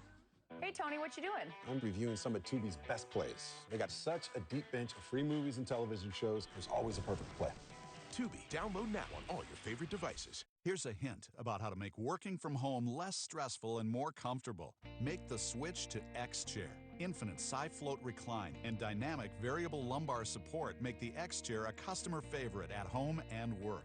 The X-Chair lets you customize for the same measure of amazing comfort no matter what your size. Every model is in stock, ready to ship the next day. And you can get $100 off any model on our website. Your new normal? Incredibly comfortable. Call or click to order today. When we started our business, we were paying like an arm and a leg for the postage. I remember setting up ShipStation. I think it was just like 1 or 2 clicks. Everything was up and running. I was printing out labels and saving money. ShipStation saves us so much time. It makes it really easy and seamless. Pick an order, print everything you need, slap the label onto the box, and it's ready to go. Our cost for shipping, like, we're cut in half, just like that. ShipStation, the #1 choice of online sellers. Go to shipstation.com/try and get 2 months free.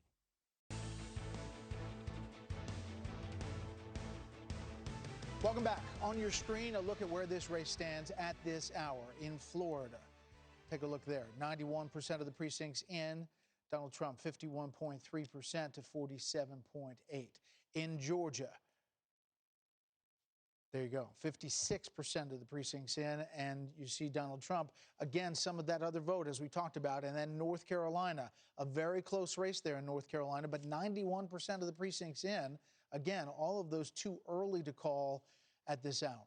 And let's take a look at the overall electoral map as it stands right now. In the race to 270, Joe Biden at 129, President Trump at 109, and you see the percentage there, 48.2 to 50.2 as we stand. 0.3 as we stand this evening. Things are changing by the second at 10:22. So let's get some thoughts tonight from Laura Ingraham, host of the Ingraham Angle, who joins us with her thoughts on how things are looking so far. Laura, at this point in the evening, we've got some information and quite a bit more to come in. Yeah, well, the in-person votes usually are the last to be counted, except with the mail-in ballots that are going to be rolling in, postmarked today. So we have to keep that in mind. But I think when we look at Florida and focusing on the GOP for a moment, Martha and Brett, the coalition that the Republicans have been able to put together in that state is really something that they should try to replicate as much as possible going forward up and down the East Coast with a strong contingent of seniors, Latinos, young professionals, African Americans. The Republicans have outperformed, it looks like tonight, across all of those categories with higher turnouts than they had in 2016. So there was a lot of talk about how Biden was going to bring all these new voters to the fore, and indeed we'll probably find that he did. But the other story, which I think you're seeing playing out in state after state tonight, is that Trump brought more people into the party and then expanded the base from those blue-collar workers on out. So we'll see what happens as the night goes forward. But to me, Florida is the future for the Republican Party. You know, Laura, this is just an interesting thing, and you talk about this all the time, about the president's policies toward China, being tough on China. Right now, according to the Wall Street Journal, the Chinese yuan has started to tank. I just saw that. And what is that? What does that tell you? It's very significant because it means, at least so far in the evening, they're looking at the betting odds, and I know you've probably talked about that already tonight. Britt has. Yeah, 64% on the overseas betting now lean toward Trump. And the Chinese are watching all of this, and right now they are indicating to us that they believe the tariffs that Donald Trump put on a whole swath of Chinese goods, they're here to stay for the foreseeable future. And that obviously hurts their currency, at least in the short term. So that's a significant metric, but it's just how they're reading the data that's coming in right now.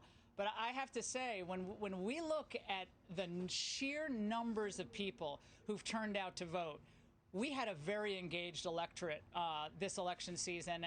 And there are a lot of people who've said that, you know, Joe Biden made a smart call and running on the pandemic and hanging back and letting Trump age because people were tired of Trump. I think that was a really misguided way of looking at things. I think, as you saw after he recovered from COVID, he has been nonstop. And I think a lot of folks, as time went on, began to really respect that he was fighting, in their mind, for every vote that he could get in those swing states. And it was a breakneck pace. Obviously, Joe Biden could not keep up with that or didn't want to keep up with it.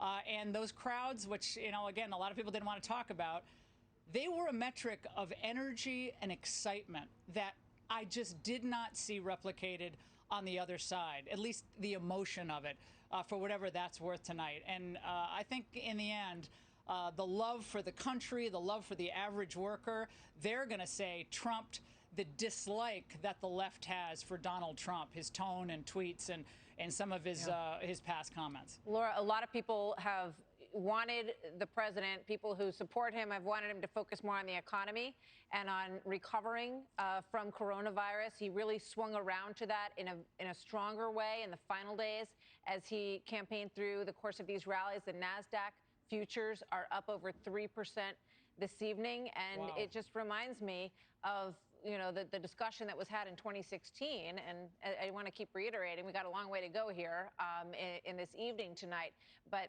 it was all doom and gloom that he was going to sort of make all the markets crash, and I think would never ever recover. The stock market would never ever recover. Yeah, well, it was going to be.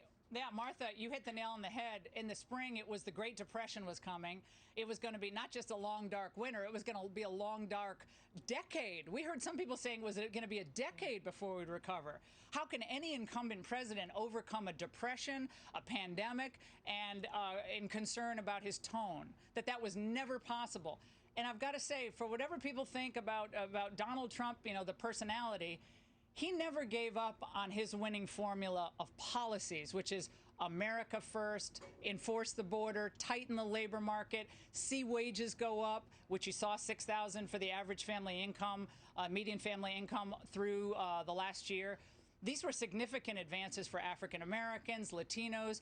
Some of that is paying off tonight. I think people are worried that we're going to go into a shutdown next year as they see a lockdown happening across Europe.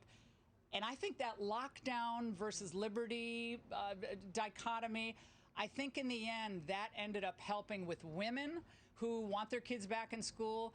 And I think it began to motivate even some younger voters who, maybe were led to believe on social media that Donald Trump was a terrible, awful, rotten person. Yeah. Again, we'll see as the micro-analysis goes forward. We will. But I think a lot of people in Trump country are feeling pretty happy right now. Yeah, Laura, thank you. I just want to point out 3.6% up on the NASDAQ futures at this point, which is a huge leap. We'll see what happens overnight. Laura, thank you. Laura, thank you. Let's head back now across the Hudson River. Harris Faulkner live with some voters tonight in beautiful Liberty State Park. Hi again, Harris. Hello, Brett and Martha. It is time again to hear the voters' voices, and we're going to get some of the grittier issues around this election, some of the things that you were just talking about, Latino, black vote, that sort of thing. Our panel voters back with us now, watching the night unfold along with much of America. Two Joe Biden supporters, Amanda A., Natalie Rojas, and backing President Trump, John L. and Janet P. Natalie, I'm going to start with you because it looks like in Florida, and we can't call anything there yet, Fox News not doing it yet. But how much work do Democrats need to do with the Latino voters? Not a monolithic group, any of us as people of color, we know that. But Biden is missing the mark so much more than even Hillary Clinton. Like you said, we're not a monolith. There are, Cubans, I'm sure you're familiar with the line of Cubans, usually vote Republican, Puerto Ricans vote for Democrats, and we've actually seen a huge turnout of Puerto Ricans tonight. And I think I think the thing is that people expect demographic change to happen in the general receiving centers for immigrants, so New York, Miami, Los Angeles, that kind of thing. But we actually have a lot of growth in like North Carolina, Alabama, Michigan, those centers that we don't really think about, traditional centers of Latinos. And so I think, there's a lot more to come tonight. Are you surprised that your candidate has not done as well, though, even as the previous Democrat against Donald Trump, same candidate? Well, again, we are just trying to make sure that everybody has an opportunity to vote and everybody has an opportunity to have their ballot counted, whether that's tonight or tomorrow. Yeah. Janet, I want to come to you because we're focused so much on Georgia tonight. Fulton County, a very large black vote there. You obviously are a Trump supporter, haven't always been a Republican, predominantly a Democrat. What do you think that maybe Democrats are missing about that particular voting bloc? I really think that the Democrats they're probably missing on the things that are most important. When it comes to law and order, the support of our police, some of the policies. I think that they're missing on the finer points of things. That they're not as detailed. Democrats have a tendency to see things in a monolithic way and not realizing that there are many parts of a whole. So I think that is their problem. They're missing the mark on the finer points. I do want to say that Joe Biden right now, from the Fox News voter analysis, Amanda, does show that black voters are still very strong for Joe Biden. They haven't fully counted Fulton County yet, so we'll see what happens there. But some of these same issues, as a minister, I know that you've been watching just different demographics in your congregation. The coronavirus was something that Joe Biden thought he could really hit home with. As a Biden voter, how do you think he did with that? Did that turn out to be the thing that he could win it with as much as people thought? I think it's one of the things. You know, I think when we talk about the economy, we can't actually fix the economy without first addressing this global pandemic that we're part of. And that resonates with Democratic voters, of course. Another thing that I really hope we can figure out a table to have a conversation around is all of these interlocking injustices. We can't really talk about racial injustice without talking about climate justice. And we can't talk about climate justice without talking about economic justice and environmental justice. It's all related. And I don't think we're doing a good job on a national level of laying that space for having this conversation that says all of these things are connected. I also really believe that we've got to figure out as a people how to be the people that can be the change in this world. We need to cultivate a prophetic imagination and the moral courage to move this country into a place where all can flourish. Right now, we are very far from that. There are 38 million children in this country who are poor and low income, and that's not the world that any of us want. You know, John, I'm curious to get your thoughts as a police officer as we go forth. You know, there's still talk of how we're going to deal with the unrest in the streets that had nothing to do with George Floyd or other problems that were going on. They had to do with people who were just angry in the streets, some of them committing crimes. As a cop going forward, what's your view on it all? Well, you know, I think the woman who just spoke before me, and I apologize for forgetting her name, we do need to come together. We need to figure out a way to come from our corners and work together to get things right. You know, I think the problem that we have on the law enforcement side is the people on the left want to tell us, you know, why we're wrong, why we, you know, why we shouldn't vote for Joe Biden, or that we're a bad person if we do it, for a bad person we do that. We need to come together, and both sides need to meet in the middle and try to fix this. Law enforcement is ready. We're here to help serve people and keep our community safe. And it's the citizens of the cities that suffer the most when this unrest breaks out, because a lot of times it's not them committing these acts of violence. John, real quickly before we have to go, why do you think that Joe Biden didn't get the backing of many of the police officers that President Trump did? And you yourself, you're a Trump voter, so you probably have a good idea. Because we don't trust that Joe Biden supports us. When Joe Biden goes on national television and tells us to de-escalate a situation by shooting someone in the leg, it clearly tells us that he could care less about us and has no idea about the job we do. To the voters' voices, thank you for being with us on Fox News Channel tonight. So good to meet you all. And thanks for voting, the most American thing that we do. Martha Brett, it has just been a pleasure to talk with people, real people, about the issues that matter to them as you guys watch this race unfold. We'll be up all night, it looks like. It looks like we're a long way away. Great group. So a look now at where the race stands to 270 at this hour. Long list of crucial battlegrounds, folks, that are still too early to call. We are just getting rolling this evening, so settle in here with us. Plus another 4 states closing their polls a short time from now. Quick break. We'll be right back.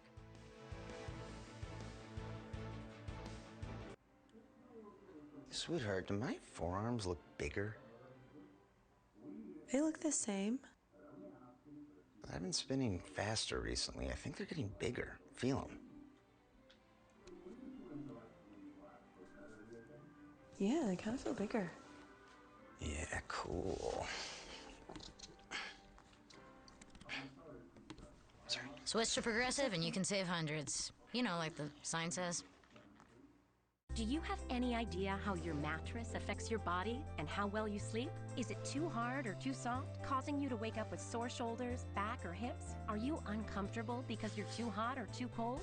Now you can get the total body support you need and the better sleep you want with the new MyPillow mattress topper. Hello, I'm Mike Lindell. When I invented my new MyPillow mattress topper, I made it to have everything you'd ever want in a topper. My mattress topper helps give you the support you need, helps relieve your pressure points, and regulates your body temperature for you as an individual. It comes with a 10-year warranty. You can wash and dry the cover. It's made in the USA, and I back it with my 60-day money-back guarantee. MyPillow topper delivers on its promise to give me a better night's sleep.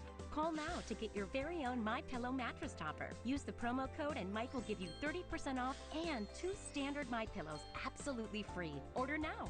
I personally guarantee it's going to change your bed into the most comfortable bed you'll ever own. We believe at New Day USA, we have a noble purpose. We want to be known as America's mortgage company for veterans and active duty service people. Some of them are giving their lives right now today for the freedoms that we have here in this country. So for us at New Day to help those people at this point in time, it's a labor of love, it's a noble service, and that's what we're all about.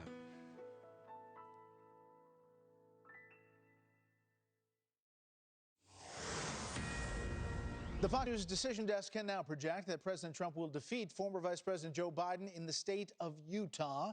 Not really a surprise there, but it ticks up into the president's column as we go towards 270. We are watching a lot of states that are kind of on the bubble here, and we're also looking at our voter analysis surveys that talk to about 150,000 Americans around the country.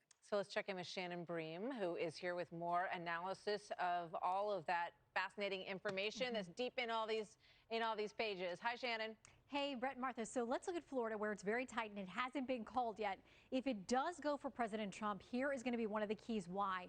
Seniors are backing him. Now, this comes after concerns that he might be losing them because of the way that he handled the coronavirus pandemic. Also this, Cuban voters are going for Trump, but more broadly Hispanics as a voting bloc. They're behind Biden. 8 in 10 voters there in Florida say it's important to them that the next president shake up the political system. Now, that includes close to half who say it's very important to them. Those are voters who broke for Trump by more than 10 points. On the other hand, most Florida voters want the next president to look out for people like them, and those voters say that they favor Biden over Trump. 7 in 10 in the Sunshine State, the voters there believe that Donald Trump stands up for what he believes in. Now, those voters broke for the president by an almost 2-to-1 margin. Interestingly enough, though, the angry voters that made up such an important part of Trump's voters 4 years ago, well, they're now in Joe Biden's column by a wide margin. So a lot more numbers to come. That's one of the key states. We'll keep watching them. Back to you guys. Shannon, okay, Shannon, thank you very much. Stuart Varney, host of Varney and Company on Fox Business Network, joins us now. Stuart, you've been watching this. We talked a little bit about the markets, the futures. We talked a little bit about the Chinese yuan. What are you seeing? Oh. We've seen a remarkable switch just in the last hour or so. First of all, the betting markets. About 2 hours ago, the betting was favoring Joe Biden to win. Now, the betting market gives Donald Trump a 65% chance of winning. So you've got a real switch there. If you look at the stock market, we're looking at a continuing strong rally. The NASDAQ, for example, that's the home of all those popular big-name technology companies. That is up 3.5%. That is a whopping great big gain for that particular index. Stock prices across the board on the upside as we speak. Look at it on your screen right now. The President Trump seems to be putting in a strong showing, and investors like that. So the gains of the stock market that we saw on Monday and Tuesday, 1,000 points up on the Dow, that is holding. And Brett, I got to tell you, this is very important to ordinary people, if I can put it like that. Investing is no longer the area just for the rich and the elites. 100 million Americans are now investors in the market through 401ks and IRAs. And they are sitting on some very nice gains brought to them during the Trump rally of the last 4 years. They don't want to see those gains go away. If, for example, you had $100,000 in your 401k 4 years ago, you were doing well. Now you've probably got $140,000 in your 401k, and you want to keep that gain. So what we're seeing at the moment is The market suggesting that Donald Trump will win. The betting market suggesting that Donald Trump will win. It frankly reminds me a lot of 2016, where things turned around in the middle of the night. I think we're seeing that right now. Yeah, I mean, we do have to pump our brakes because we have a long way to go. Ohio, North Carolina, very tight. Pennsylvania will not be decided tonight because of all of those ballots. So there's still a lot to work out. But you're right. All of those places seem to be reacting to this shift that you're talking about. And Stuart, there's been obviously such a weight on the market from coronavirus and the shutdowns that we've seen in the UK and in Europe. And that's been one of the things that President Trump has said pretty much everywhere he goes, that he believes that if Joe Biden's elected, we'll find ourselves in another lockdown. Of course, he says that that's not the case, but he wants to deal with the virus first. What's the impact of that? Well, for the economy to really emerge from the pandemic, you've got to open up the economy. States have to come back on those restrictions that are now imposed. That has always been President Trump's policy. Open up, expand, and grow. Joe Biden has taken the other tack. He's being very cautious, prepare and look at health first of all, and therefore he's entertained the idea of more lockdowns. That is not popular with investors. They don't want to see that.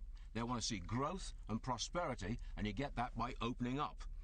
And so what you've got now is a stock market that's looking at a very significant gain in the middle of the evening, even though so many races are just far too close to call, and where in Pennsylvania, as Brett's saying, you're probably going to have to wait until the next couple of days to get a result out of there. Nonetheless, investors like what they see and are pushing stock prices higher at this moment.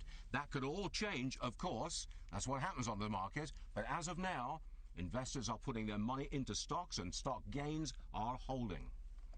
Thank you, Stuart. Stuart, Great as to have always, you with us thank you. tonight. So the Fox News Decision Desk can now project that former Vice President Joe Biden will defeat President Trump in New Hampshire.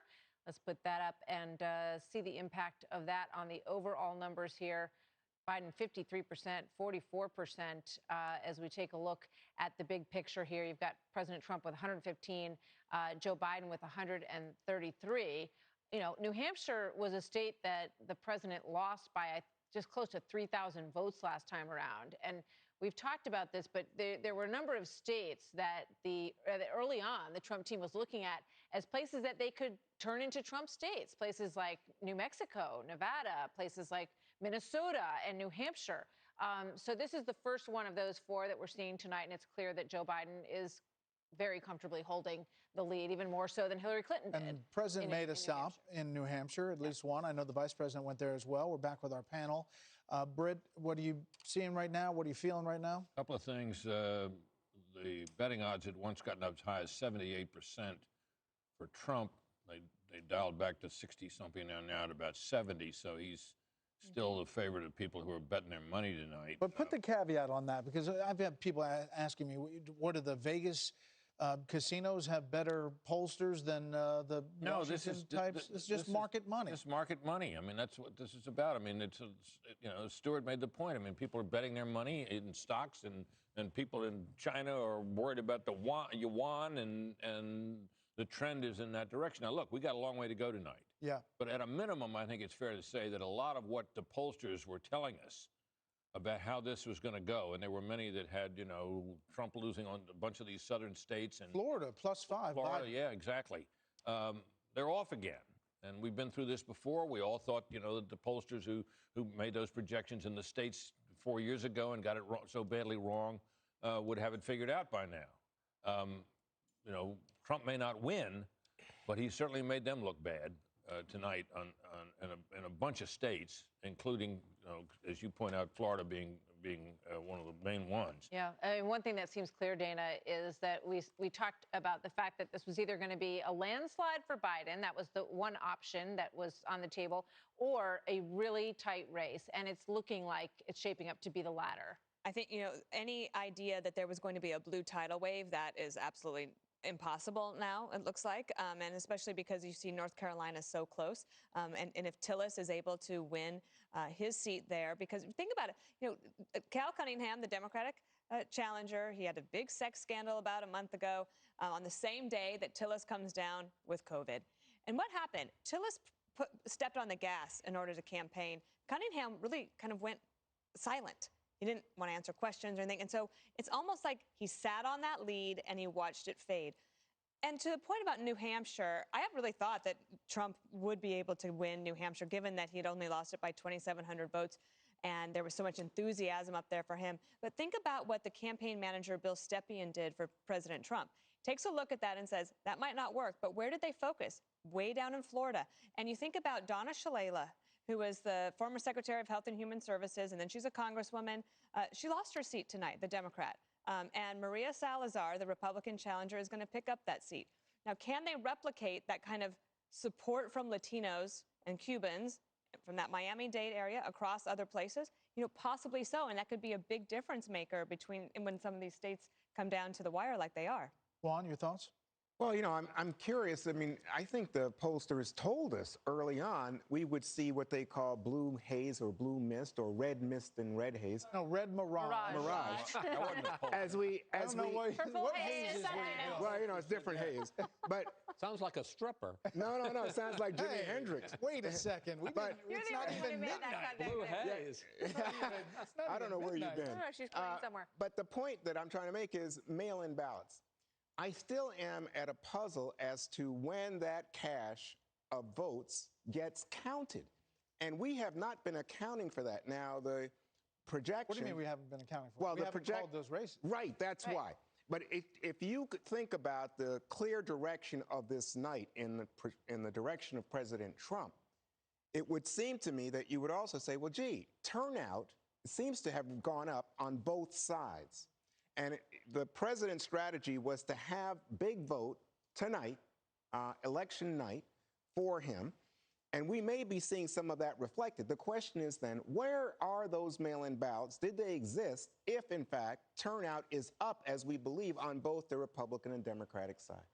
Right, and I still think that there is a question in some of these states about the absentee ballots that have not come back. Yeah. And we're talking about tens of thousands of them, and the difference in the vote is less than that. Correct, and that's why it's this night, to me, feels like that, Chris, that purple haze. Okay, all right, we're moving on. But I just feel we're moving on. I feel like I'm not sure what's going on, but I do think that clearly President Trump's doing much better than I would have anticipated. All right, Chris, let's keep it PG-13. What do you got?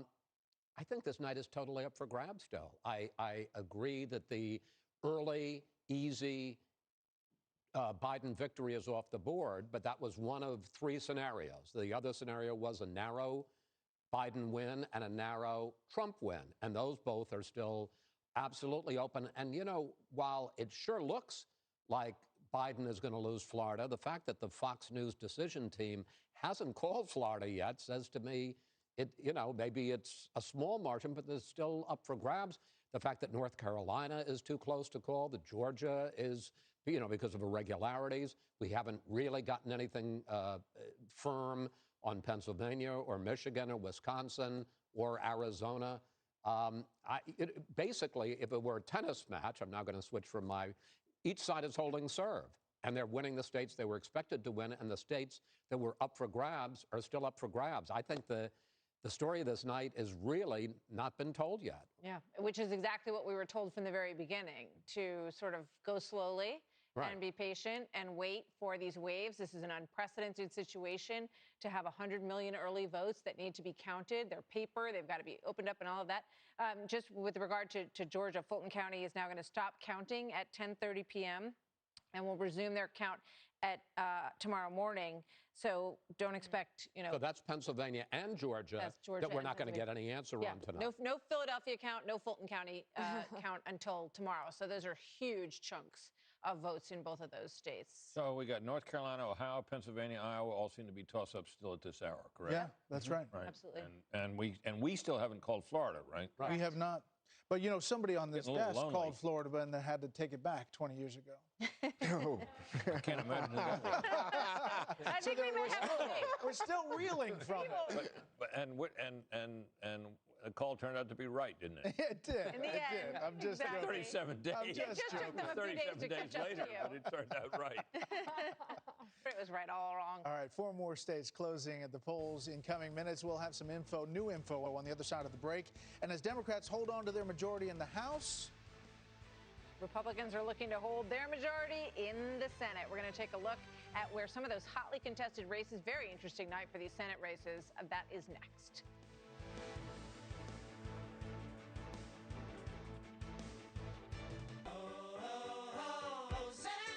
Once weekly Ozempic is helping many people with type 2 diabetes like Emily lower their blood sugar. A majority of adults who took Ozempic reached an A1C under 7 and maintained it. Here's your A1C. Oh, my A1C is under 7. And you may lose weight. Adults who took Ozempic lost on average up to 12 pounds. I lost almost 12 pounds. Oh! For those also with known heart disease, Ozempic lowers the risk of major cardiovascular events such as heart attack, stroke, or death. It lowers the risk. Oh? And I only have to take it once a week. Oh. Ozempic is not for people with type 1 diabetes or diabetic ketoacidosis. Do not share needles or pens. Don't reuse needles. Do not take Ozempic if you have a personal or family history of medullary thyroid cancer, multiple endocrine neoplasia syndrome type 2, or if you are allergic to Ozempic. Stop taking Ozempic and get medical help right away if you get a lump or swelling in your neck, severe stomach pain, itching, rash, or trouble breathing. Serious side effects may include pancreatitis. Tell your doctor if you have diabetic retinopathy or vision changes. Taking Ozempic with a sulfonylurea or insulin may increase low blood sugar risk. Common side effects are nausea, vomiting, diarrhea, stomach pain, and constipation. Some side effects can lead to dehydration, which may worsen kidney problems. Once weekly Ozempic is helping me reach my blood sugar goal. You may pay as little as $25 for a 1-month or 3-month prescription. Ask your healthcare provider today about once-weekly Ozempic. Okay, Limu, you said it. Then as I spike it, I'll tell them how Liberty Mutual customizes car insurance, so they only pay for what they need. Got it? Did you get that? Only pay for what you need. Liberty, liberty, liberty, liberty. CoQ10 is the #1 cardiologist-recommended heart health supplement for people taking cholesterol-lowering statin drugs. I recommend Cunol CoQ10 because it has 3 times better absorption than regular CoQ10. Cunol is the brand I trust.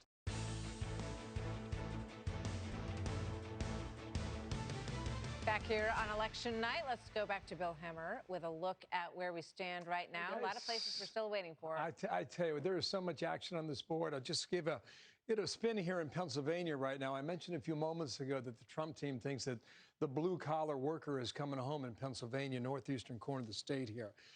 There is some evidence that's happening, although it's still a little bit early here. Lackawanna County, just keeping an eye on it because it's gotten so much attention with Scranton, PA. Joe Biden was there. Donald Trump has been there as well. So you can pop around right here. Luzerne is one of the counties that the president flipped in Pennsylvania in 2016 with an edge over Joe Biden there. So just watching all this now develop, Pittsburgh in the west and Philadelphia down here in the southeast. There are at least 6 counties, by the way, I think it's 7 total, that have said they will not count mail ballots tonight. And all those counties were won easily by Donald Trump in 2016. Not a ton of votes here, but they go right along the border here with Ohio. Greene County is going to wait till tomorrow. Beaver County is going to wait as well.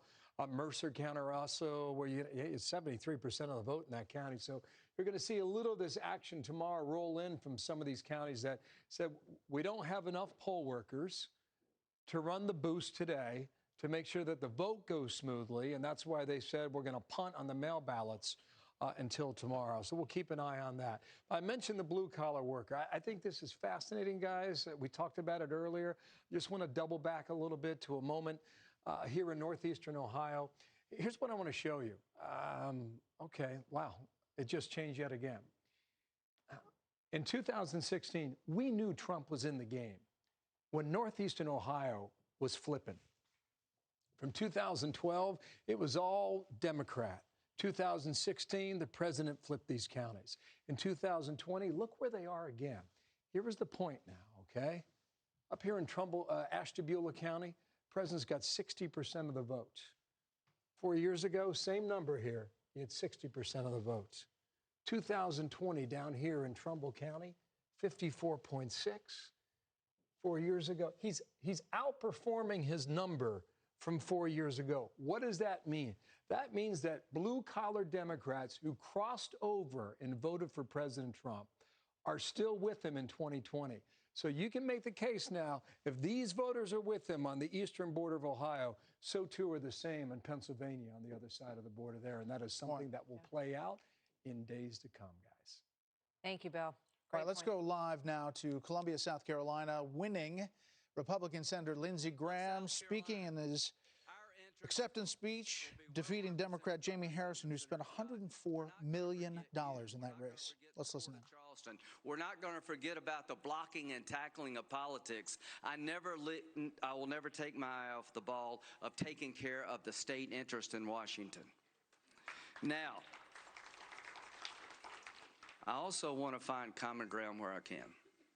Aren't you glad that this election's coming to an end? I've had 2 calls already. One from President Trump. He's going to win. He is going to win. To all the pollsters out there, you have no idea what you're doing.